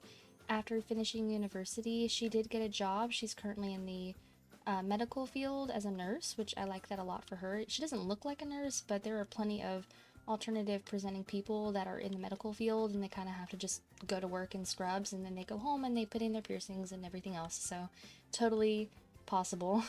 This is her personality. She is a Pisces. I don't remember if I looked at Vania's personality or not. I know I looked at her son's. But Gaia is very sloppy, shy, active, serious, and nice. I like that personality quite a bit for her. Does she have a secondary? Yes, she is a knowledge popularity sim. I think that she developed the popularity aspiration later in life because I don't give my sims secondary aspirations until they become adults, as you may know. But yeah, so growing up, she didn't have too many friends, she didn't socialize much, she didn't get out of the house much, and I think now as an adult and she's out of her parents' house, this is her opportunity to rectify that and just become more social, which is another reason that I think it's great that she's living with her cousin Aris, because Aris is almost the complete opposite, at least in my mind, of Gaia. She is very much a social butterfly. She gives me the vibes that she was the popular girl in school. She's obviously very beautiful, but they both are, but there's just a certain je ne sais quoi to Aris that Gaia does not possess. She's just a little bit more socially awkward, again, because she's more shy. So Aris, being the more outgoing person, would definitely, well, not, well, you know, probably eclipse her, I guess is what I'm trying to say. And also, yeah, she's gorgeous. So I think that is all that I wanted to say about Gaia right now. She's really into arts and crafts, which is why there's an easel here. And like I said, I'm really hoping that I can push her towards Leah. I would love if they could, like, maybe even end up getting married, because Gaia doesn't really have any other prospects, and she and Leah get along really well. I just need to figure out what exactly is going to go on between Leah and Vania, because, like I said, Leah's obviously got the stronger feelings for the older sister. Alright, and so Aris right here is 29 days from becoming an elder. Yeah, she's 1 day older than Gaia. Gaia has 30 days, so they're both still very young. Like I said, fresh out of university. Aris is the second daughter of Angel and Dusty. So they're both the second daughters. The only difference is that Aris also has that younger brother Felix back home. So we're going a little bit out of order with Angel's kids because the older child, Skyler, would have been first, but it just makes sense to go ahead and show you both of these Sims while we're both here. So she is a popularity and secondary fortune Sim. She is definitely into the prospect of becoming rich one day. She grew up with, you know, a moderate amount of money, but she is in the show business career, similar to her uncle Lionel, so I like to think that she has big dreams of making it as a huge actress. Also rolls in with her popularity aspiration because she wants to be famous, and what comes with fame but money, most of the time anyway. So that's kind of what I got going for her right now. She is in a romantic relationship with Cairo Graves. I did show him to you in the last episode. He is the second child of Alexis Graves and a townie named Audrey Holland. Cairo and Aris have been together since they were in high school, and I like to think that Cairo was the popular boy. He was a jock. He played on, like, the basketball team or something, and Aris was a cheerleader, so it just kind of made sense that they would get together. Now, as she's gotten older, Aris is starting to think that maybe maturity-wise, she may be outgrowing Cairo, and obviously there's a lot of love there. Their relationship is otherwise seemingly perfect, but I just feel something bubbling under the surface. Like, when she spends time with him, she doesn't necessarily seem that interested in him, and he kind of is more self-absorbed. So it could eventually become one of those things that they are not the one for each other, they're just each other's first love. And you may know this if you watched the first part of the series, but Cairo is a romance sim, and even though he hasn't been very successful with courting other girls, he is trying to. And that could inevitably be the nail in the coffin, so to speak, for this relationship, considering Aris is not going to be okay with that.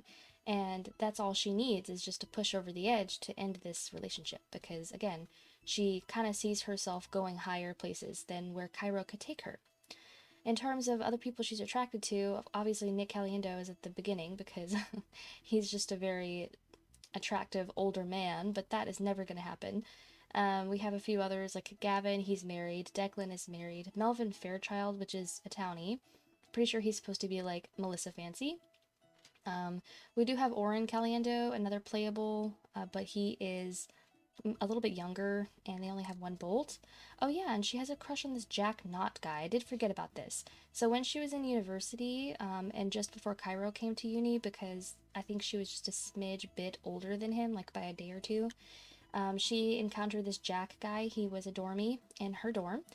And yeah, they kind of hit it off. I mean, even with only one bolt of chemistry, I'm not sure how far things went. I know they kissed. Oh, they woohooed. Wow. Well, yeah, but that was pretty much it, because shortly after that, Cairo did join them in the dorm. I tend to put all my Sims in the same dorm unless I have too many, and then I'll split them up, just to keep it easy on me. But yeah, so she did have that quick little dalliance with Jack. Now, I don't think that anything is going to happen with Jack. I mean, she has even less chemistry with him than she does with Cairo. But I think that he was a fun little dalliance in the in-between time, you know what I mean? Like, between high school and before Cairo joined her at the university. maybe it was a bit of an experiment, possibly, to see if she could experience feelings for another person. But yeah, so Aris is a little bit dynamic in that area. I'm not sure where she's gonna go, but those are just the vibes I get from her.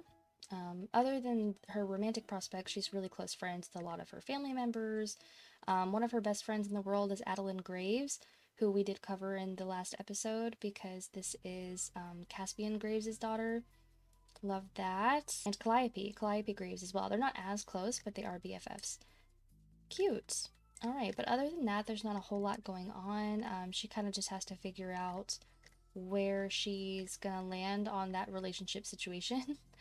But ever since college, she's just been focusing on work, really. And so Cairo chose not to move in with Aris, or maybe it was Aris that said we shouldn't live together until we're married, and maybe that was her way of kind of putting it off, because when he finished university, Gaia was still there. Like, I think he graduated shortly before her, so it was entirely possible with this extra room, he could have moved in and become Aris's roommate, but Aris may not have wanted that. Maybe she was thinking, this is a perfect opportunity to finally have some space from him because they went to high school together, they lived in the same dorm at university, you know, so she just may need a little bit of a break from him. Okay, but I think that's it for these two. I'm going to go ahead and banish Leah, and then we're going to go backwards a little bit, and I'm going to show to you the older sister of Aris. We're going to go visit her sister Skyler. Alright, so this is another apartment complex downtown where Skyler Oakley lives, and ignore the glitchy little shrubberies on the ends. I do have some of my graphics turned down to try to avoid any crashing, especially as I go in and out of all these lots today. So this, as I said, is another like renovated apartment complex. I think it either is built from scratch or it was a house that they turned into a apartment lot. I don't know for a fact. But this is 36 Greaves Avenue, and it's very cute. It's very small. I like it how it looks fancy, but it's still very cozy. So our girl here lives on the second floor, and as you can see, there are 2 bedrooms. They're both very cramped, not even enough room for a double bed, but I use ACR, so it's okay, because if she needs to woohoo with anybody, she can just do it on the couch. Real quick, we're gonna get the cat out the floor. So let's get her in her everyday outfit and come hither. So this is Skyler Oakley. She's the eldest daughter of Dusty and Angel, and I love her a lot, but I just have to say I'm not sure what to do with her. So similar to Vania, she doesn't really have any, I don't know, like connections or anything to tie her down. And the difference is she just hasn't had a child yet. I'm not sure that she even wants to. She is a popularity sim with a secondary romance, so it could just be that in her younger years she kind of just wants to hang out and see what's going on. We do have a cat. This is Udon. I'm gonna show him to you, but he's just the generic gray cat I think that you can get as a kitten in the adoption pool. He's cute though. Udon. Like an udon noodle.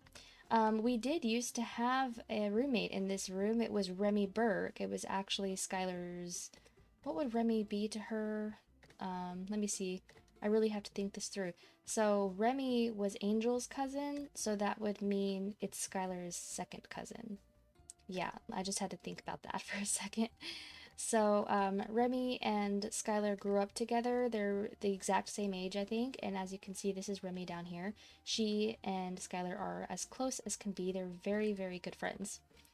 Alright, but since we're in the relationship panel, let me go ahead and explain some things that you might be seeing here. So firstly, we have this guy. His name is Jake Artist. He is a dormie that I created, and he still lives there, actually.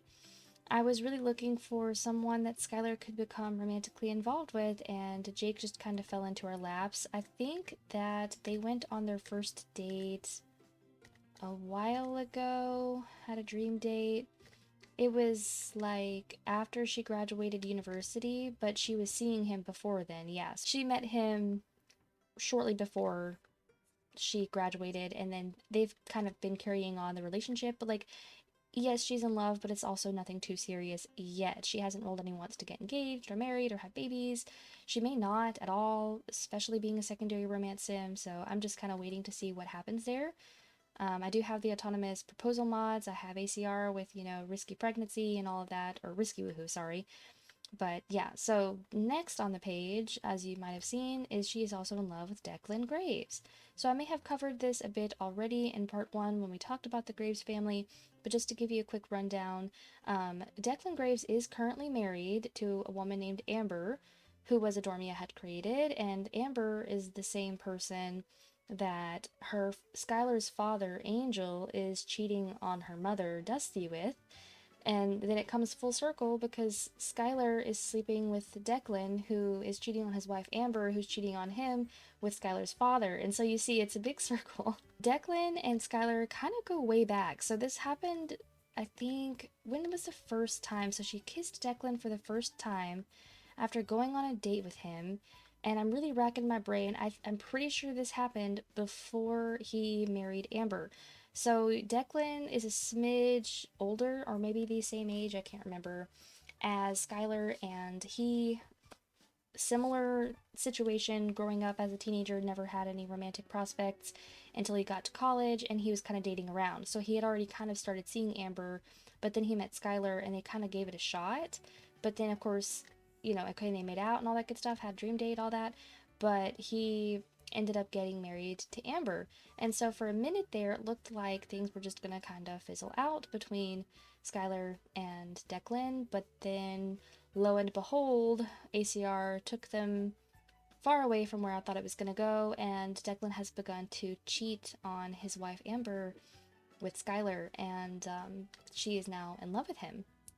So now we're in love with two different Sims. They are officially doing the woohoo. They are, you know, fully going at it. And then in comes Harry Chang. Girl, I don't even remember this. That's hilarious. This is obviously a recent development. Harry? Oh, he is right there. She has a crush on him. They have maximum chemistry. Now, I find this could be very interesting. So Harry, as you know now, is the baby daddy of Skylar's cousin Vania. So he tried to propose to Vanya and she said no. So it could be that they may not even attempt a relationship anymore. Again, I'm not sure. And it would be so interesting if, after all that, Harry ends up with Vanya's cousin Skylar. And then say that Skylar and Harry had a child. Her child would have already been second cousins, or if you may want to call it like cousins once removed or something like that, with Vanya, or Vanya's children, sorry. And so it's gonna become a mess. But yeah, I'm not sure. I'm not planning a pregnancy. I don't think she's pregnant right now. I'm just saying it could happen. So this is fascinating to me. I can't believe I forgot all about Harry. This is why I'm glad the Sims 2 memories exist. So yeah, and that's kind of the most recent development in her personal life. She's currently crushing on Harry, and she's in love with Declan and Jake. So she has some options. I'm not gonna wait forever, though, to see if she rolls the want for something. If she doesn't pick someone, I may just decide for her, especially because it kind of makes more sense to ditch Declan since he's married, and she knows fully well that he's married, and she knows that he's not going to break up with her anytime soon because they just had twins. He needs to be a present dad. I also think it's funny that she has maximum chemistry with her little sister's boyfriend, but they do not get along at all, which is good. I want them to stay far away from each other. I don't need any kind of drama. I already have the weird sister-lover thing going on with Vanya and Gaia. Oh, look at that. She's also in the show business career. I almost forgot. But she is a commercial actress, level 4. She's doing well for herself, I guess. She doesn't look like she would want to be an actress, but she's giving me like Winona Ryder vibes, if you know who that is. I mean, obviously, I think everyone should know who Winona Ryder is, but that's really who she looks like to me, and that's weird because I've never had a born in-game sim resemble a real-life person before. Maybe it's the haircut, I don't know, but regardless, she's super pretty. This is her personality. She is an Aries. She's extremely neat and outgoing, a bit on the lazier side, very serious, somewhat nice. I like it for her. Her one true hobby is science, but she doesn't really dabble in it at all. Yeah, and this is pretty late to mention this, but I have not given any of these Sims traits. Unlike in my Uberhood, I've been using the 3 to 2 traits mod, but I haven't done that in Fairplay yet. I'll probably do that when I begin playing the 11th round.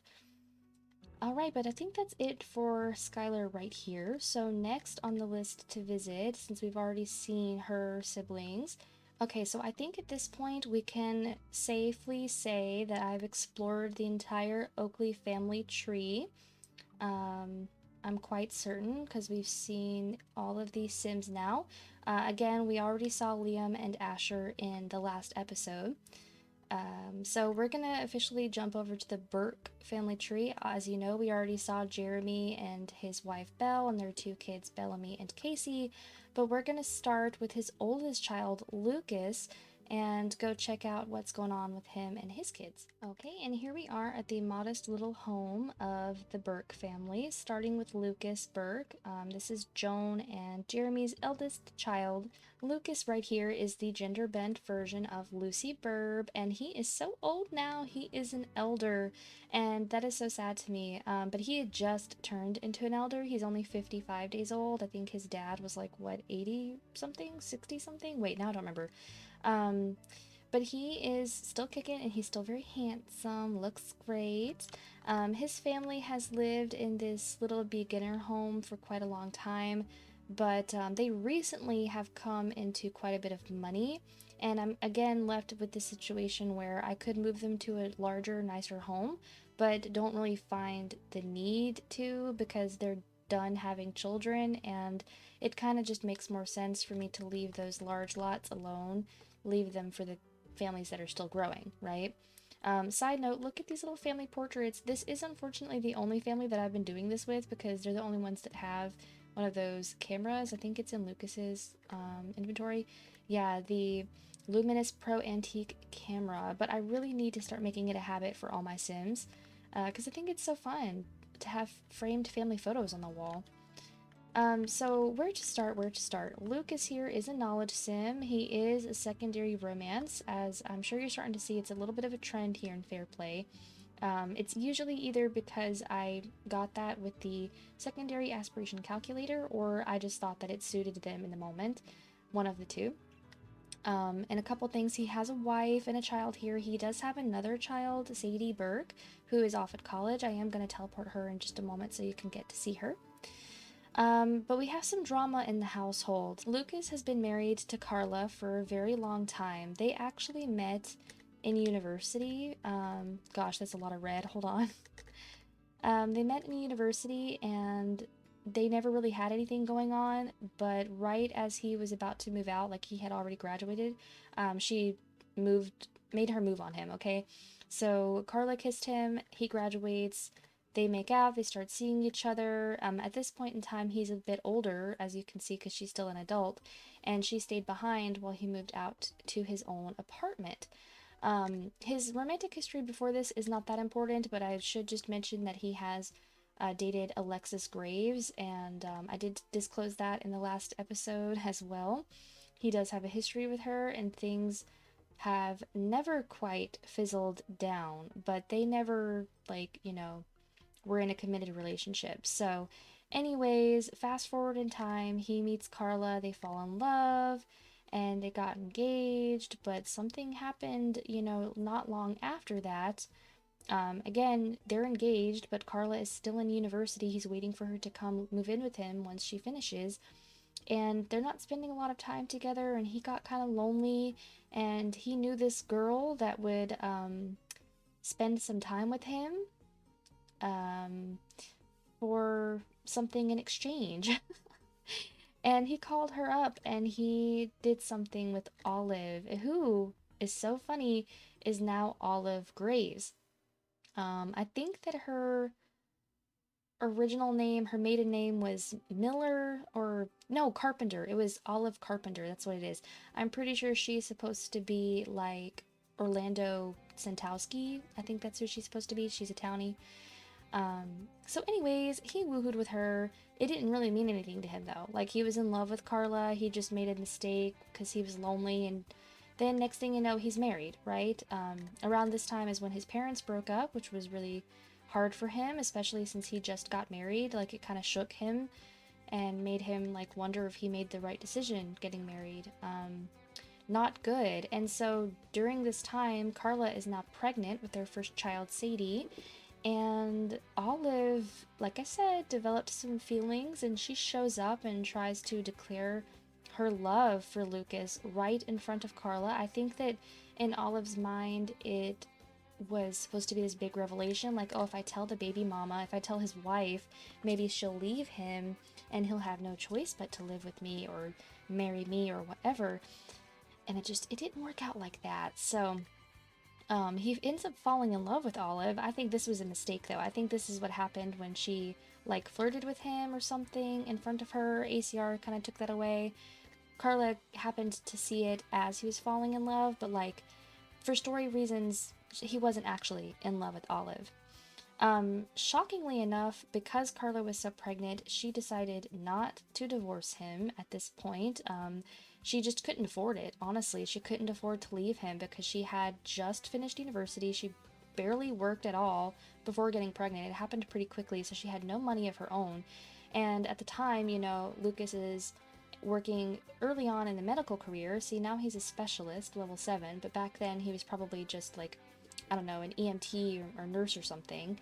And she just couldn't afford to live without him. So she stayed with him, and he somehow convinced her to stay with him, and, you know, they worked through their problems, basically. They decided to go out in the town to celebrate, like, you know, renewing their vows, if you will.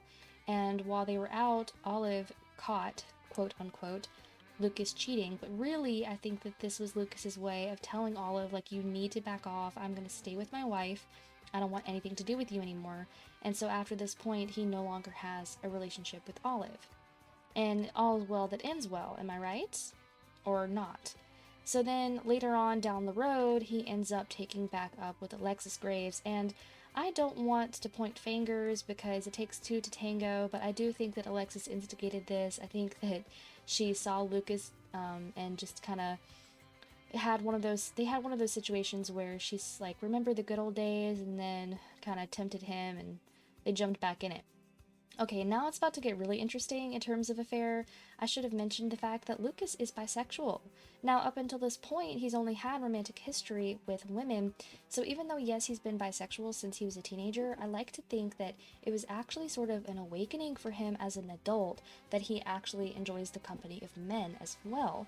And so there's this guy, his name is Jerry Walton.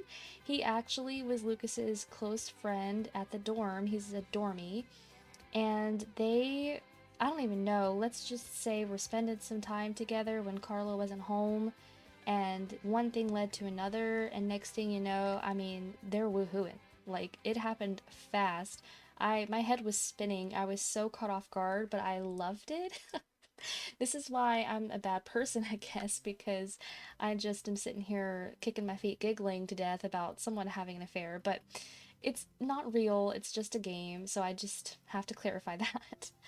That being said, he is actively having an affair, not just with his, you know, quote-unquote ex, Alexis, but also now with this man that Carla knows because they all went to university together, so pretty unfortunate. And of course, he's about the same age as Lucas, so now he's aged up to an elder as well.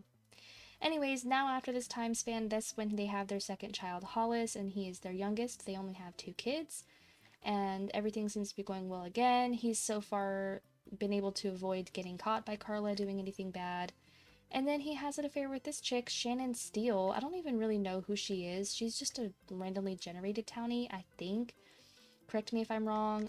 But oh my gosh, they just went straight to the public woohoo. I mean, they just bing, bang, boom. It was done. All right. And then he's enjoying his family life, so many family reunions, because again, this family between the Oakleys and the Burkes, it is huge, just like the Graves. And here we go. At one point, he has an affair with this Amanda Carlson person. This cracked me up because, okay, I'm actually at a community lot with a completely different sim. Lucas isn't even a playable in the moment, and I turn around and I see him going into the photo booth with this woman, Amanda Carlson, and I'm thinking that's so strange because I don't remember them having a relationship. They had just met. I'm not kidding. They met, and immediately jumped into the photo booth together. And I don't think I've ever seen that happen, even with ACR. So I'm now leaning towards the possibility that Lucas has a bit of a woohoo addiction, which is not a fun topic. Like, it sounds funny to say, but I genuinely think like that's the source of his problems. It's not necessarily like, it's not like how it is with serial romance sims where they kind of just want to bag as many as they can get. I think with Lucas, this is, at least again, this is my headcanon of my sim, completely making it up, by the way. It's not real, so please don't get offended. But I think that he has a compulsion that draws him towards just acting out bodily. I'm trying to think of like a rated PG way to say that, but you get what I'm saying, right? So yeah, he's just going on and on and on. He meets this Gabby Sutton character, who she's a townie. I think she's supposed to be, what's his name? Oh my gosh. Goopy Gills Carbo, because her maiden name was something with a G. I have made her playable. She's married now, but that's a whole thing. They go on a date. Woohoo, woohoo, woohoo. He's just getting woohoo left, right, and center, as you can see. Alright, and this is where finally we catch up to kind of where it's present day. This happened in the last round, so, and I did briefly discuss this when I talked about the Graves family because we saw Hazel. Once again, Hazel is the daughter of Dara Draper and Brandon Brooks, and she married Fabian Graves and is having a whole thing. We just finished talking about her again with Jace, so I think you're all caught up on her. But she came over to Lucas's son's birthday party. I think that's what it was. I'm not even sure why she came. I don't think they were friends. I think that she crashed the party. Something happened there. And Hazel is the person that made a move on Lucas. It wasn't even the other way around. And that's why I mentioned this in the last part, but I said I kind of view this as Hazel really just kind of throwing all caution to the wind. I think that she secretly wants Fabian to find out because she, you know, like directly tried to have an affair, like cheat or flirt or kiss or do something in front of everyone. Now, this was very bad for Lucas because his wife Carla is right there. And she is more than pissed. I mean, this is now the second time that she has caught him cheating. And it's very possible that this has kind of led to her finding out more information because she caught him cheating once before, you know, when things happened with Olive, because obviously it came out that he woohooed with Olive while he was engaged to Carla, which is why that was such a big deal. And then he falls in love with this Gabby chick. Oh my gosh. Just can't keep it in his pants. By the way, she did beat him up though, so he got what he deserved in the end. So that is exactly where things got left. Carla found out, or didn't even find out, she saw it, she witnessed something, and all of her trust is just broken. She is so beyond, like, I think they have fallen out of love, even. As you can see, he's not furious with her, but their relationship is as low as it can go. I mean, like, it's 8/23, like, that's terrible. If you look, oh yeah. If we take a moment to look at Carla, see she's on her way to slap him really quickly, but we're just going to stop what you're doing for a second there. Thank you. Oh, ignore the bed. It's broken. Let's fix that. There you go. So Carla is pissed, and it makes me sad because look how much chemistry they have. They were in love, like they could have had something really, really great. But Carla, just poor thing, she married a woohoo addict.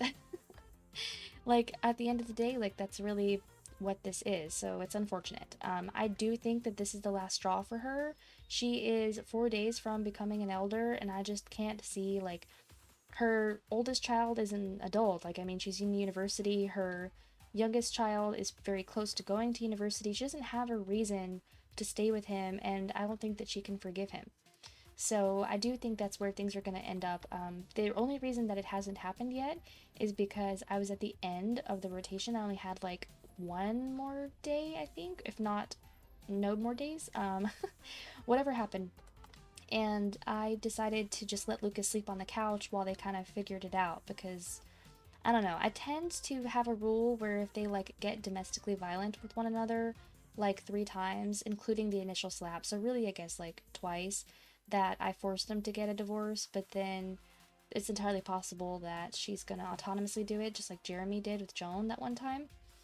But anyways, that's why we're still kind of hanging around. But I do think that's going to happen in the future. I think she's finished with him. I don't think that Lucas can worm his way out of this. It's unfortunate, but again, he did it to himself. That's what he gets. If they do get divorced, I think that Carla is going to move out, because what's going to happen is, look at all this money. I want her to take all of it, and I want her to get a nice new house and hopefully a new husband. But I don't know if she has any prospects. So let's talk about Carla for a second. So Carla Burke, her original name is Carla Pitts. I do believe she started the game as a child, and I just kept aging her up with my playables because she was friends with people. Eventually she goes to university with someone that was her best friend. Oh, Belle Burke was her best friend. So Belle Brooks, that is, at the time. So Belle was her best friend, and so I took her to university with her just to keep their ages synced up, and that's where all of this began. I think she's the gender bent version of Chandler Platts, I think is his name, the redheaded little boy from Pleasantview. I'm pretty sure that's who she's supposed to be. Currently, she's a fortune sim. She's a secondary family aspiration. She's a gamer girl. She's a real-time strategizer, which is fun in comparison to the fact she's married to a doctor, but she makes more money. Isn't that funny? But she is a higher level, so okay, fine, that's fair. I kind of see this as her being like a coder, you know, because the gamer stuff doesn't make much sense to me, but coder, maybe she like works on video games. That's very lucrative for some people, so. And also, she's just really pretty. Oh my gosh, I love her. I do genuinely really love her. I love giving my redheaded Sims freckles. Yeah, this is her personality. She's a Scorpio, neat, kind of shy and outgoing, lazy. I'm sorry, not lazy, active is what I meant to say. Serious and grouchy. Perfect combination for Lucas right here. I feel like they balanced each other out well, but not well enough because he blew it. Let me teleport over Sadie really quickly so we can see the kids. Alright, so real quick, this is Sadie Burke. She is, like I said, the oldest child of Lucas and Carla. She's a junior in university. Oh my gosh, and she wants to get engaged. Okay, hold on, we're gonna get there. She is a knowledge sim and does not have a secondary yet. She is a philosophy major. I'm not sure what her lifetime wish is, to become a chief of staff. I guess she wants to go into the medical field like her dad. Not totally sure if that's where she's gonna go yet, because her major doesn't relate to the medical field at all. But maybe it's because she didn't choose a major, I'm not sure. This is Sadie's personality. She is a Pisces. Lots of Pisces I'm noticing lately. Kind of neat, shy, active, serious, very, very nice. Love that for her. She's a music and dance sim. One thing about Sadie is she did have a boyfriend, or actually I don't know if they ever went steady, but when she was in high school she was dating Marcus Tanner. Marcus is the oldest child of Gabrielle, or is it Gabriella? It's Gabriella Newson. She actually became Gabriella Graves, and then she became Gabriella Tanner. But you would know all that from part 1, so I won't dive into that too much. But yeah, so he's the oldest child. They had her first kiss together. She ended up falling in love with him, and even woohooing with him, but not before she kissed someone named Chance. So Chance popped up in someone else's household. I forgot whose, but he's friends with a lot of Sims around this age group.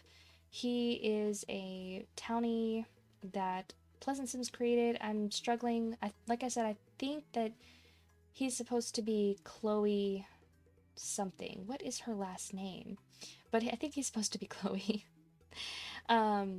So yeah, he grew up, and I also sent them to university, but the difference is that I didn't make him... Oh no, I'm sorry. He didn't go to university. He went straight to an adult. That's what it was. So she kissed him, though, when they were teenagers. They've always had this attraction to one another, but she continued to see Marcus, you know, lost her V-card with him, and then continues to make out with Chance, which is unfortunate.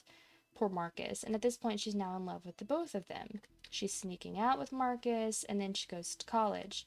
The college, Marcus, like, followed after her, like, not long after her, but they're actually not living in the same dorm, I think. I think I've separated them because I started to have too many Sims in one lot, which is good because she needed space from him, but she has been using that space to date Chance, and she has now woohooed with him as well. So now, being as in love with him as she is, and with massive, massive chemistry, she doesn't even have a care in the world for Marcus. She is still very close with him. I think that she's still cares for him, but in no way, shape, or form. Like, Chance is like her soulmate, you know, like Marcus unfortunately just cannot compare. So I locked in this one as soon as I saw it that she wants to get engaged to Chance. Being that he is a tiny bit older than her, I think that I'm just gonna have her wait until either her senior year or until she graduates to officially propose, or I would love it if he would autonomously propose. It's entirely possible, but time will only tell on that front. But yeah, in other words, she has a boyfriend. Alright, that's pretty much it for her right here. And then let's go look at our little brother Hollis. So we have two redheaded kids in this family, and how lovely is it that we've got more redheads after Lucas's two younger siblings now, Bellamy and Casey, are also redheads. There's redheads all over this neighborhood, and I love to see it. So this is Hollis. He is also a knowledge sim. He has yet to have his first kiss, but it is on his to-do list. He wants to do it. No secondary aspiration. He is a public school student. Originally, his parents couldn't really afford to put him or Sadie in private school. I don't think she was ever in private school either. And now it would make more sense because they could afford it. He wants to go. But with him having 3 days left until he becomes an adult or goes to college, I'm not totally sure I'm even going to worry about that. Once again, also a Pisces. His personality is not that different from his sister's, except for the fact that he is a tiny bit more outgoing, but like not by much. But otherwise, everything is the same. I guess it's just how it is. He is a film and literature guy, but he hasn't really been dabbling in that much. And I don't think he's had any prospects. He hasn't made too many friends. Let's see. So in terms of friends, he's got his parents, his sister. Bellamy would be his Uncle Bellamy. He's also close friends with Diana, who is Bellamy's girlfriend. Can't touch that. His grandpa, Jeremy.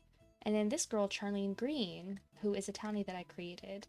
In terms of attraction, he is most attracted to Charlene Green and Winry Graves, which is fun. And this one girl, Emily Baker, another townie I made, but like barely. So I think I was pushing him towards Charlene because they had two bolts. But they haven't gotten there yet. I don't think they've even gone on a date. That's something to look forward to in the future. Maybe he can accomplish getting his first kiss before he actually goes to college. He is super handsome, though. I think that Lucas and Carla both made some very pretty babies. Oh, when they don't have evil snake eyes. There it is. But that's pretty much it for this family. And then Lucas is down here talking to the dog. This is Raspberry, a little beagle. I think this is a beagle. Look how cute and sad. It's because she's begging for a treat. I'm actually not sure. Is she a boy or a girl? She's a girl. Okay, but that's pretty much it. And then this is the cute little house. I've remodeled it as best I could just to look nice. But at the end of the day, it's a tiny beginner home. They don't even have a driveway with a car. I suppose I could do that. Considering the fact if Lucas has to stay here because Carla ends up moving out and taking all the money, the very least I can do is give Lucas a car, I guess. And he is about to have an empty nest, like I said, because once Hollis leaves, and if Carla leaves, he's going to be all alone. But yeah, I think that, once again, that would be nothing less than he deserves. I think that Lucas really needs to go to some kind of therapy. You can see that he wants to fall back in love with Carla, but once again, look at this relationship, like, it's just never gonna happen. It would take so long, and by then, who knows if they would even not have autonomously divorced by then. So I think this relationship is dead, as unfortunate as it is. Okay, so after Lucas, I think that we should go and pay a visit to Ben. So he isn't an official Burke, but he is an honorary Burke, and he is an Oakley. So we're gonna go say hello to him. He is the second oldest, so he's the son born directly after Lucas. And then we would have Remy. So let's go say hello to Ben. Okay, so here we are once again with more snow at the Oakley household. So this is a new building I've added to Fairplay. It was not included. This is actually one of Fortana's rebuilds of their Pleasantview series. If you go through their blog or Tumblr, I think it is, they've renovated almost, or maybe yes, every single building in Pleasantview. And some of them are so beautiful, I just can't resist having them. I already have a few others in the neighborhood. If you recognize, like Gallagher Graves' house, yeah, that was one of them. So this is it. I've renamed it to 107 Old Town Highway because of where it is on the map. Right across the street, actually, from the Burke family, it looks like. And yeah, this is pretty much perfect. So as you can see, they're doing really well for themselves. This is a very nice house. They have a very decent amount of money. This is what it looks like. You may recognize the layout a bit. It's just remodeled, and I've decorated it completely myself. So we have a nice spacious kitchen, but I do have a table which is pushed off to the side. If the family gets any bigger, I'll put in a bigger table. We do have a cute living area. I put lots of splashes of like blue and yellow. I like to do blue and yellow for some reason. Upstairs we have a nice main bedroom, and this is the child's bedroom right here. It's very cute and purpley with some snow in the wall. Let me take the roofs down. There you go. And then a bathroom. And that's it for right now. Even though this house is very nice and it was expensive, they may still need to move one day because it looks like the family is growing. We do have a pregnant person in here. So let's start with Ben. So we've talked about Ben quite a lot, but I don't think we've actually seen him yet. This is him in all of his nerdy little glory.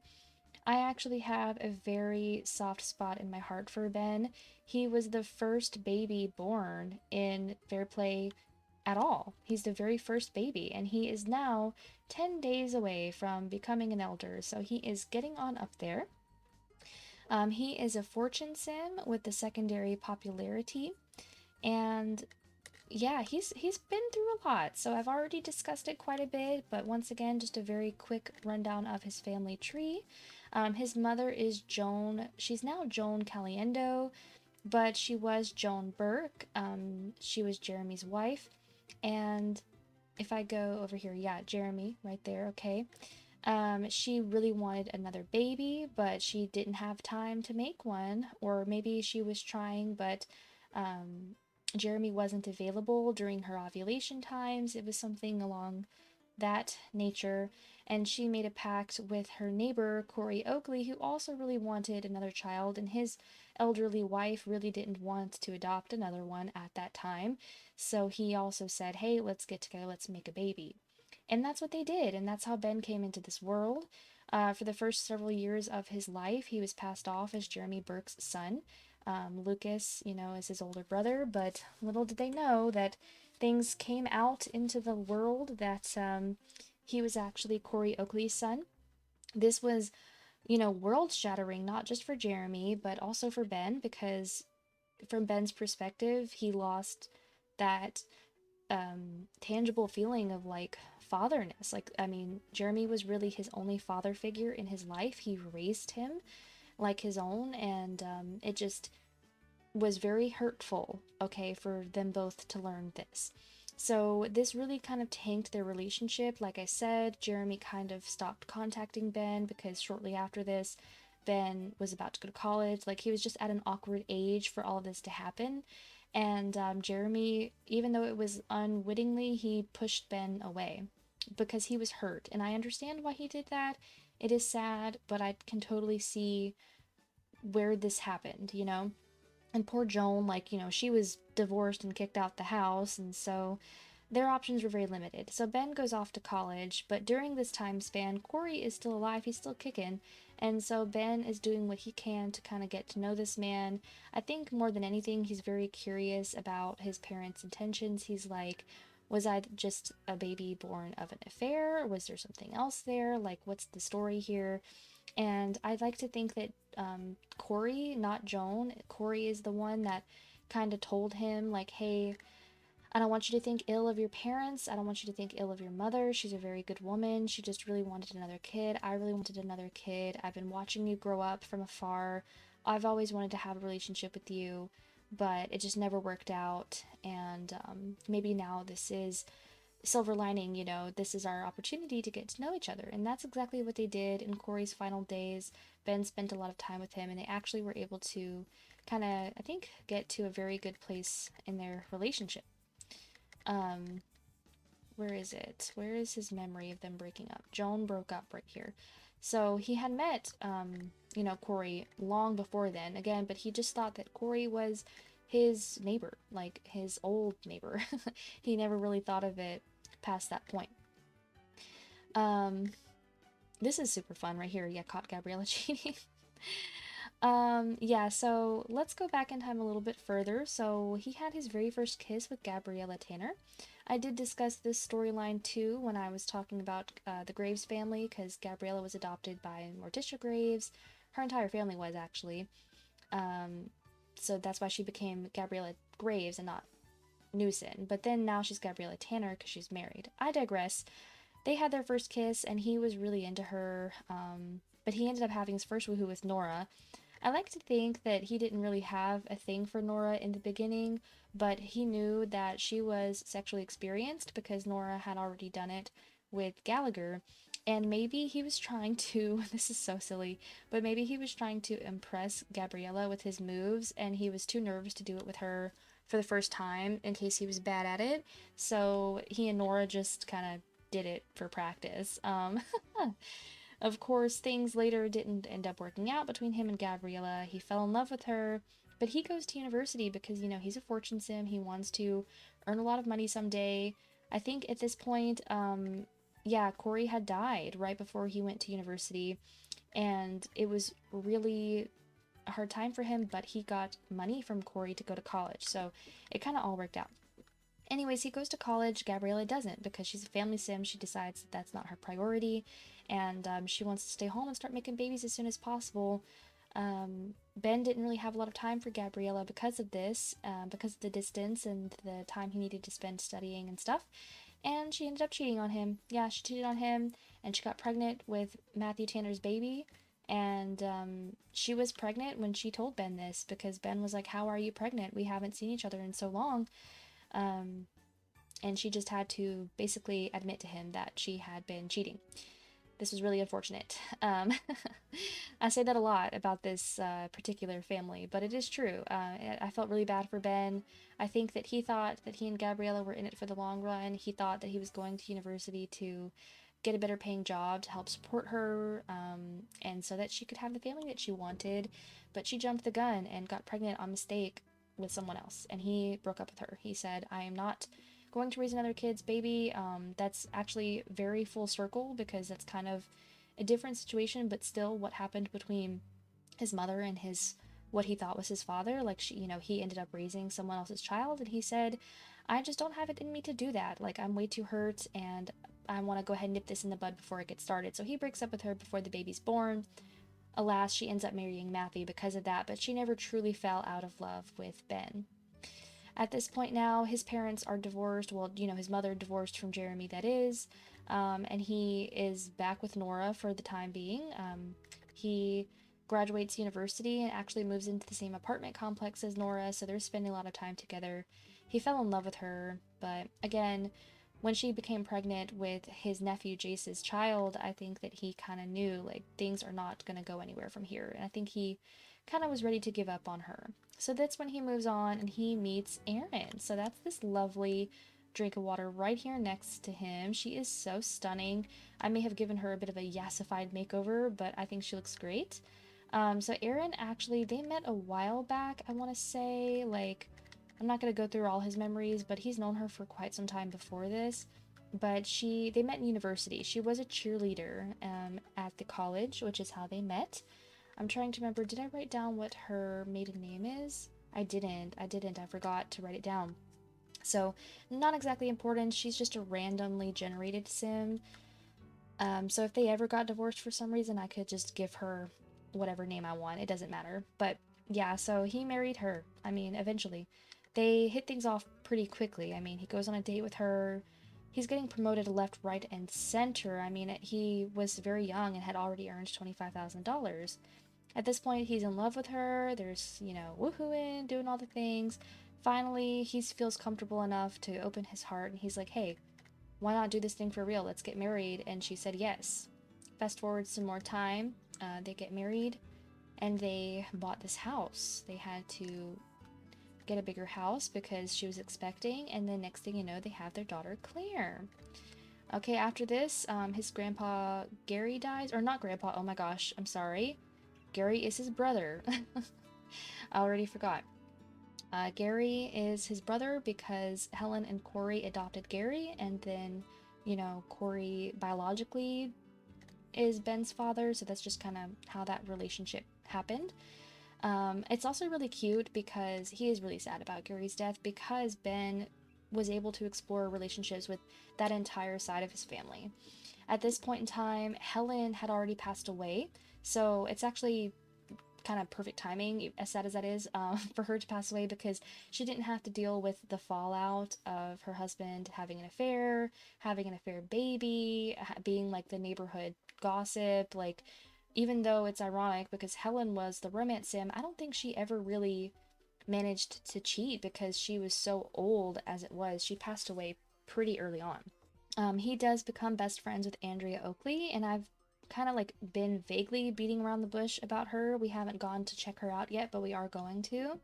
Andrea is a child that Helen and Corey adopted together, and I like to think that it was either right before or right after the whole situation, Corey, you know, knocking up Joan, because remember that's the story there is he really wanted another child. He wanted to adopt another child, and Helen was the one that kept pushing back. She's like, no, no, we're too old. And so that's why he went out and did what he did and got Joan pregnant. But then, shortly before, you know, that all came to light, Helen gave in and they adopted Andrea as a child. So she is a small bit older than Ben, but not terribly so. And yeah, they became best friends. They became really close. So he was close with his brother Gary and his sister Andrea. He inherited money from Gary even. He did have a lousy party, which was sad. And now, at his young age of only 10 days from becoming an elder, he has already become a business tycoon. I feel like the business career is probably one of the easiest ones to get to level 10, at least in my experience. Or maybe it's just a coincidence because these Sims tend to have a lot of friends. And so it's easy, but yeah, this is like our third Sim of the day that has reached level 10 of the business career. He is certainly not going to be retiring anytime soon, but I am thinking about what side hustles I can have Ben start working on because it's going to be pretty boring not getting to grind for any skills.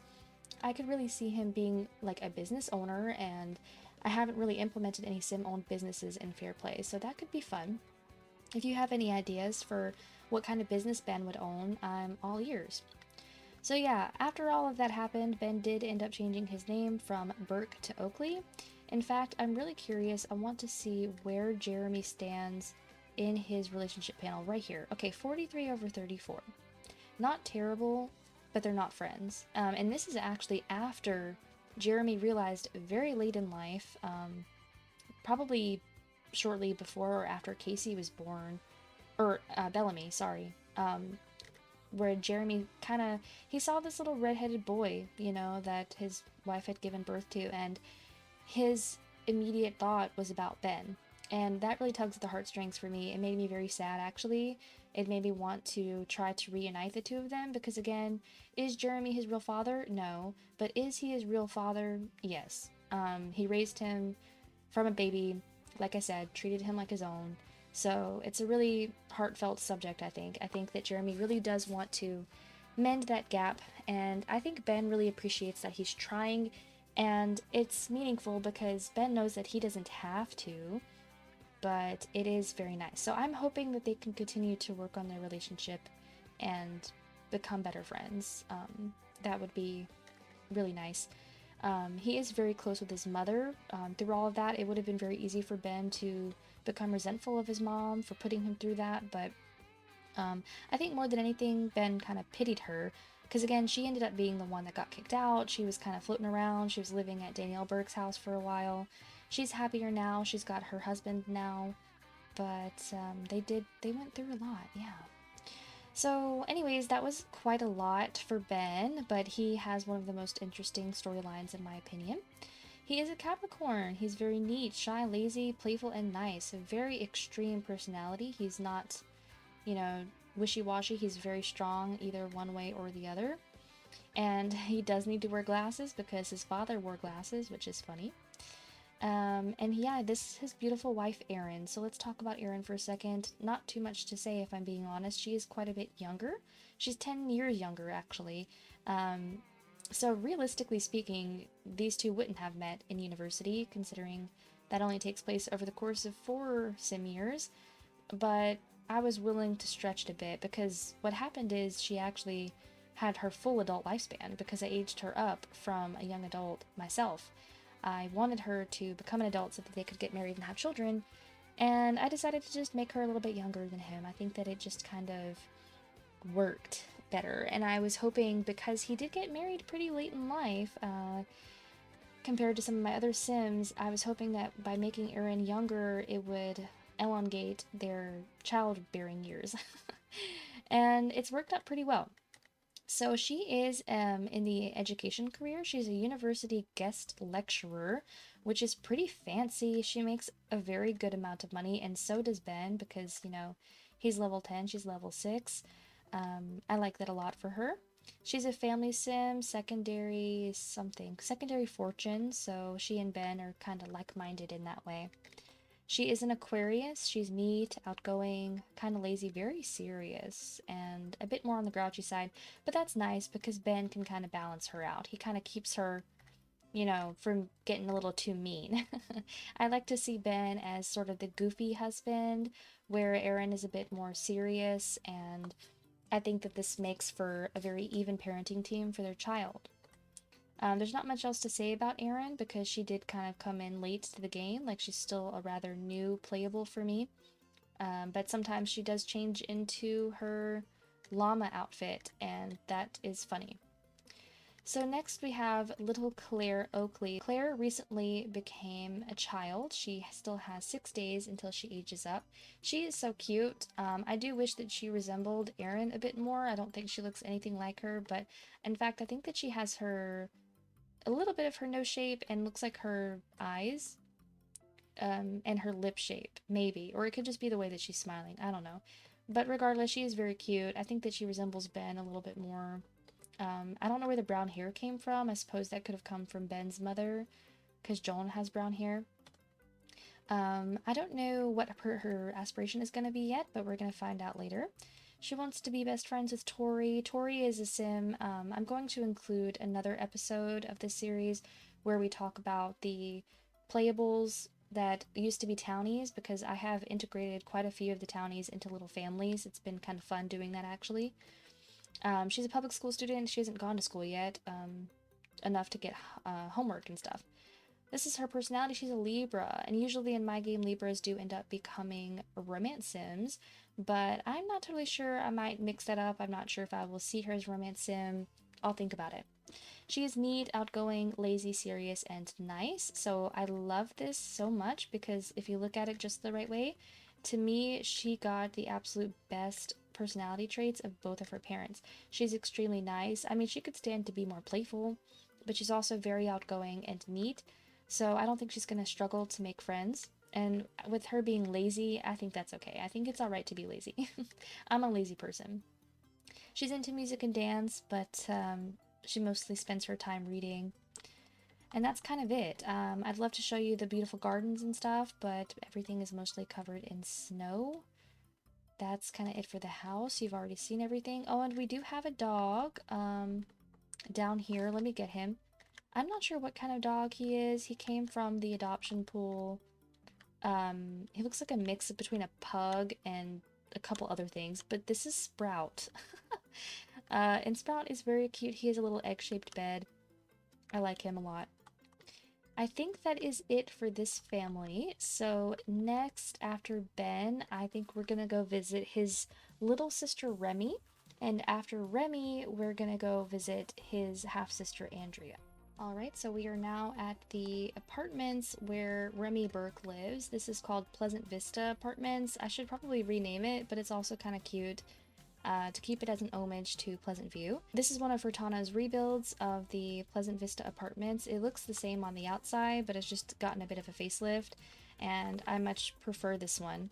So I have a few different playable families living in this apartment complex right now. I think 2 or 3? 3. So we live here up on the second floor, and I'm going to go ahead and come down. And oh my goodness, so I've started redecorating this apartment to suit these girls' taste a bit more, but I don't think I finished it, or either that or I ran out of money. One of the two. Whatever's going on, I can't get over this kitchen. Hello, this is gorgeous. I kind of forgot I did this. It needs some more, but it's good. And this is the living area. Very teeny tiny because it's a 1-bedroom. They have a tiny bath, and see, yeah, I haven't finished because the bedroom's not done. But let's get these girls' clothes on real quick. Alright, so this is Remy Burke. I've talked about her quite a bit today, and we finally get to lay eyes on her. I don't think she would have had any reason to pop up in the last episode, so this might be our first time really getting to see her. So Remy Burke, she is the 3rd child of Joan and Jeremy, if you counted Ben. If not, she's the 2nd child of Joan and Jeremy. And she's now married. She's got her beautiful little wife over here. We're going to talk about her in just a second. I really love her, but yeah, we're here for Remy right now. So Remy, first of all, gorgeous, love her to death. She's the best. She is bisexual because, well, she has to be, because she might be married to a woman, but she is, you know, sexing it up with Jace Oakley. We talked about her at the very beginning of today's episode, but if you don't remember, she is actively carrying on an affair with Jace. She's been into him since they were teenagers, but she just couldn't keep her hands off, and now this is where we are. She is a fortune sim with a secondary romance. Oh my gosh, it's very common in today's episode. She is very into quite a lot of people. She's super pissed at this Brandon Brooks. I don't know why. I don't remember what something's going on there, but she's attracted to him, which is funny. Obviously, she has the hots for her wife Pilar. She also has the hots for Pilar's dad, Nick. Oh my goodness. And then Jace Oakley is back here. Gosh, where to begin with Remy? Let's go to the beginning. Why don't we? To her teenage years, that is. So when she was a teenager, she was rejected from private school. That's funny. Her older brother Ben ends up going to college. This is when Jeremy and Joan break up, and I think this is shortly after she became a teenager. She ends up getting into private school now. Not sure if Jeremy had to bribe them or what, and then she gets a job in the athletic career. Yay. And so this is the beginning of her romantic history. So she goes immediately on a first date with Pilar Caliendo. So Pilar Caliendo is the first and only child of Donna Lorente and Nick Caliendo, which essentially is the gender-bent versions of Dawn and Nina. And she's gorgeous. I love her so much. Her name was Pilar Caliendo Lorente because she had hyphenated her parents' name, but I decided once she was married that it made sense Remy and Pilar are going to hyphenate each other's names. I also considered just making a whole new name because I know people do that, but I wasn't sure if I wanted to do that, so as for now, we just have Burke Caliendo and Caliendo Burke. I digress. She has her first kiss, they go on a dream date, they go steady, they were in love with each other. They've been infatuated with each other since a very young age, until suddenly she sees Jace, and again, this is as teenagers, and she lays a big one on him, kisses him, and then she makes out with Pilar. To make matters worse, she and Jace were best friends, of course, at the time, which I think is why she felt so comfortable making a move on him. I don't know if Remy was experimenting because she had only ever kissed a girl at that point. Maybe she's like questioning if she's gay or bi. Maybe she like lays a smooch on Jace to kind of test the waters, see how she feels. And then she discovered very quickly that she actually has strong feelings for Jace.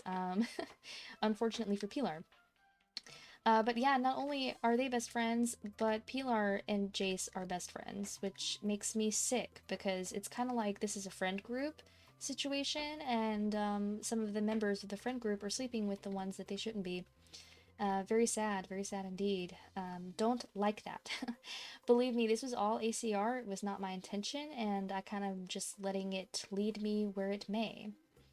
Alright, some of our other friends are going to be the neighbor. We don't really care about her.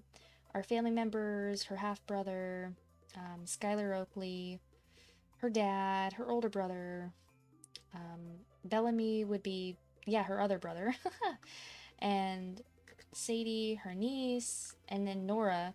And so Nora and Remy are related because of Jeremy. Yes, yeah, because Nora is Jeremy's niece, so that makes Nora Remy's cousin.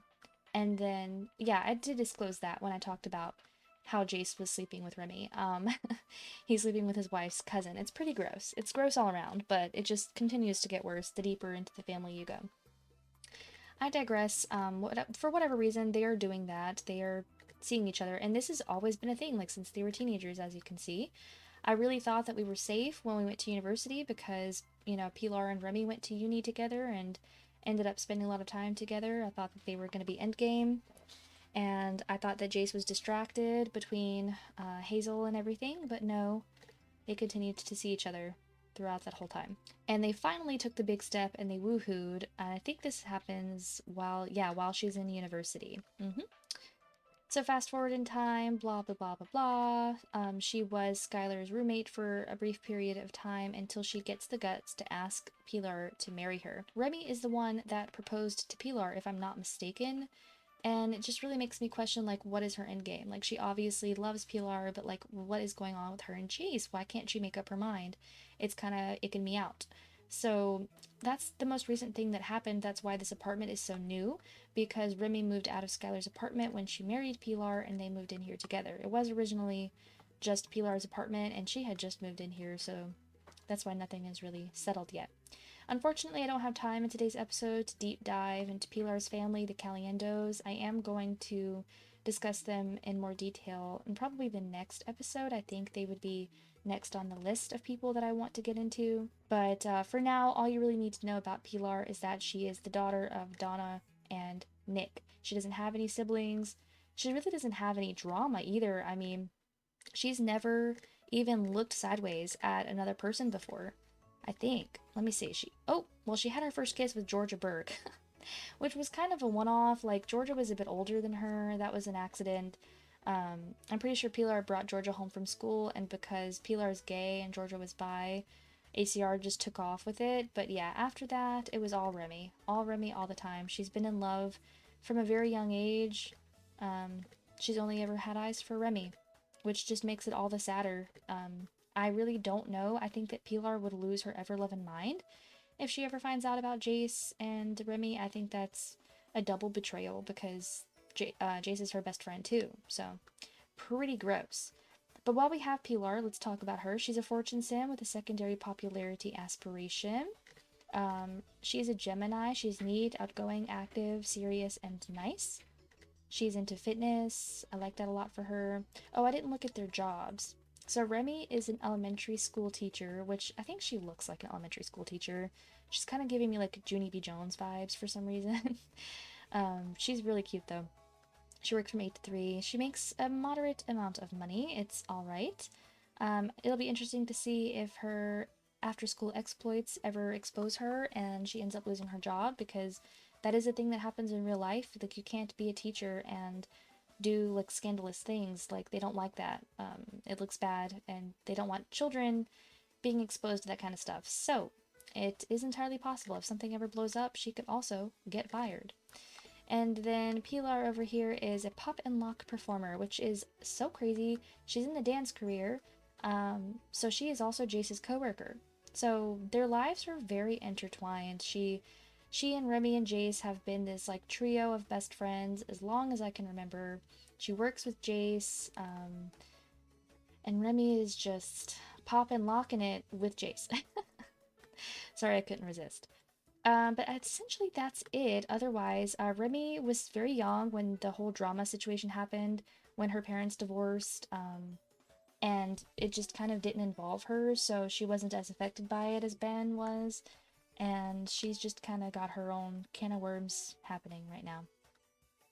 So now, I think next we are gonna go take a gander at Andrea Oakley and her little family. Okay, here we are at the Oakley house. So this is, besides Gary Oakley's house, this is the original Oakley house, because this is where Helen and Corey Oakley lived. I think I moved them here. I think that Pleasant Sims had them in the family bin. But now, I mean, it's been years. I literally cannot remember. But regardless, this is the house that they lived in. This is 111 Main Street. It's like a lot bin house, I think. And they've been here for so long. Again, this is where Helen and Corey originally lived, and when they adopted Andrea, this is where she lived. When Corey passed away of old age, he left the house to Andrea because Ben already had someplace to live at that time. She's a little bit older than Ben, but like, you know, he kind of had things more figured out than she did. So without further ado, let's jump in. It has been given a Brianna Peppers makeover. So we have, it's kind of an interesting layout. You walk into the living situation, which is kind of sideways, and then you have 2 bedrooms, 1.5 baths, and then a nice kitchen. Very tiny house, but it works out perfectly, especially for this tiny family. So let's go look at Andrea over here. Once again, turn off all the lights because they are just so bright. We're going to change into our everyday. So Andrea here was adopted by Helen and Corey Oakley when she was just a child. It's unclear what her history was before that. I'm not sure why she was in the adoption pool. I never really came up with the story for that. It could have been that her biological parents passed away early, or maybe, I don't know. I think that would just make the most sense. But regardless, that doesn't matter because her life that she had after being adopted by the Oakleys has been pretty great. She was very well taken care of, even though her parents, were very much older and weren't as able to stick around as long as they might have otherwise. I do believe that she had just gone to university when her father died, when Corey died, and Helen died very early on. When Helen passed away of old age, I think that she was a teenager. So that all happened. She had a great life with them while she did. So, in terms of her romantic life, she had her very first kiss with Gavin Graves. We did discuss Gavin and Andrea's history a bit in the last episode because he was part of the Graves family and we talked about him. He is now married to Robbie Graves, who used to be Robbie Brooks. And there's a whole lot of tea there, but I'll give you the shortened version since we've already discussed it in the last episode. But basically, Andrea and Gavin were in love. They had been together since they were teenagers. They go to university together. They move out and they move into this house together. Oh my god, she tried to make out with Jeremy Burke. I don't remember that. She might have been drunk at a party or something. He rejected her, which is funny. Alright. Fast forward some more. This is when her dad dies. Okay, so her dad died while she was in college. I guess I was mistaken. Regardless, when she comes back home, she graduates and she moves into this house. Her roommates at the time were Gavin, because they knew that they were going to end up getting married, and her best friend, Belle Brooks. So, during that time, Gavin, proposes. Andrea says yes. She's making money. She's in the music career. I forget what he's doing. I think he was an adventurer. And then she gets married to Gavin here in this house, and everything is going really well. She's having a very nice life. She kind of wants a kid, but she and Gavin hadn't really discussed it yet, so I think they were just kind of in the honeymoon phase of the marriage. They wanted to wait around and to see kind of where their careers were at. Like Andrea just basically wasn't in a rush to have kids, is what I'm saying. And then they never got the chance to because she found out that Gavin had been cheating on her for a very long time with none other than her best friend Robbie. And that was really painful. And not only had he been cheating on her with her best friend Robbie, but, Robbie's sudden pregnancy that she couldn't tell Andrea who the father was, that was Gavin's child. So this was something that Andrea just could not ignore. She beat up Robbie, or Robbie beat her up, and she broke up with Gavin. They became enemies even. Like, it was that serious. She just couldn't even bear to look at him. She was so disgusted. I think to this day she's enemies with him, or at least strongly dislikes him. No, they're enemies. Yeah, they're enemies. The furiousness has faded away a bit, but she hates his guts. And then I think, did I already scroll past Robbie? I might have.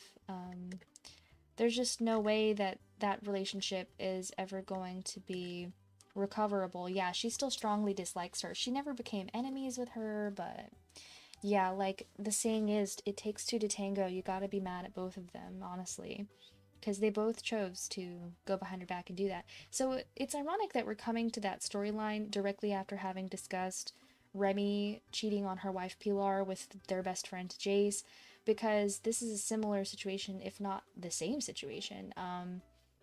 Robbie was friends with the group. She was friends with both Gavin and Andrea was so close with Robbie's older sister Belle that she was her roommate.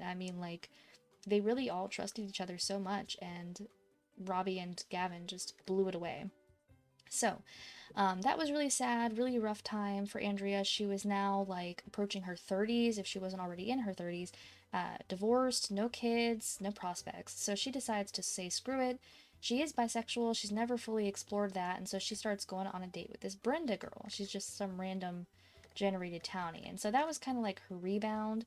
As you may have seen from her relationship panel, she is technically speaking in love with this Brenda person, but I don't know. I mean, I just don't know if I feel anything there strongly enough for her to like pursue something there. Like, I don't know if that's her forever person.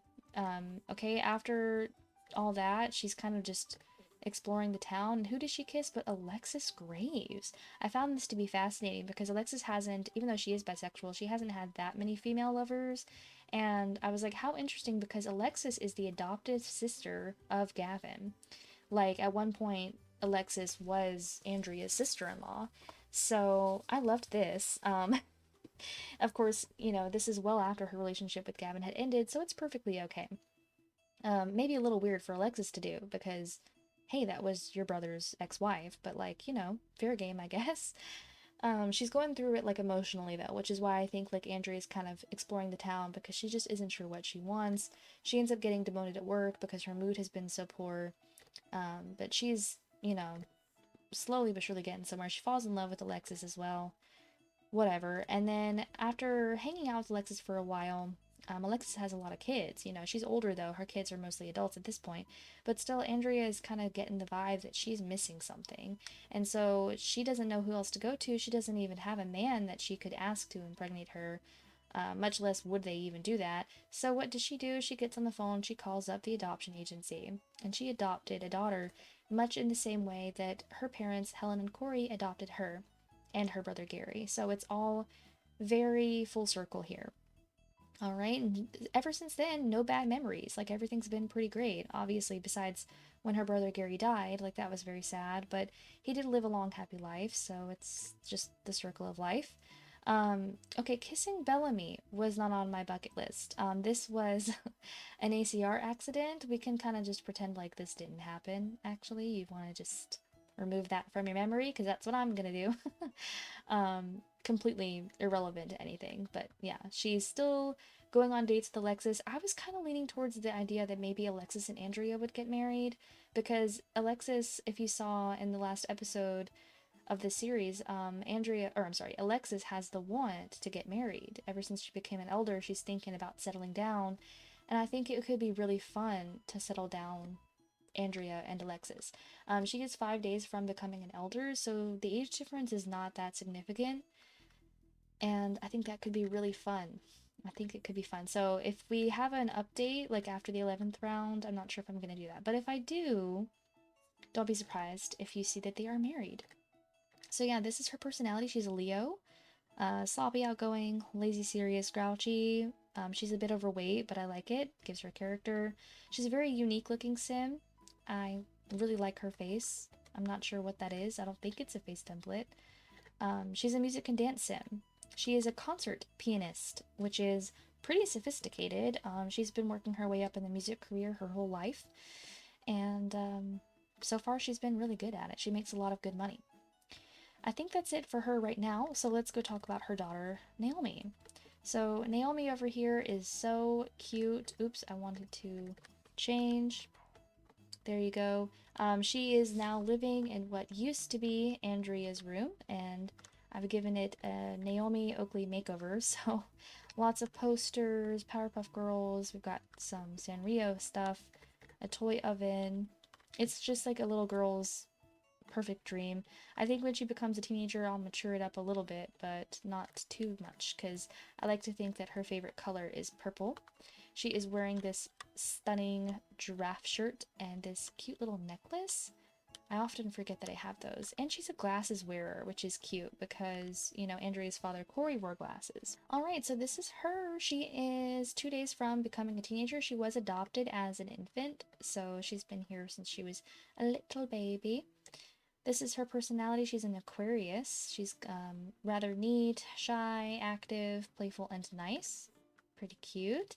She's into tinkering, but I might change that because I've said this before, but I really hate the tinkering hobby. And she actually has friends that are not her relatives, which is so nice. She's really close friends with Pierce. Okay, fine, I guess he's kind of her relative. And then Asher Graves, which she's not related to Asher at all. Asher is the son of Georgia and Liam. So, yeah. Look at that. Finally, a very simple family tree. Only because she doesn't have a father, I guess. And then, slowly but surely, Andrea had 2 brothers, and then the brothers have more siblings, and that's where it starts to get weird. But yeah, I think that Naomi's direct cousin would be Claire. That's her mom's only niece or nephew. Yeah, so she just hasn't met her, or has she met her? I don't know, but they're not friends. Okay, no, they haven't met.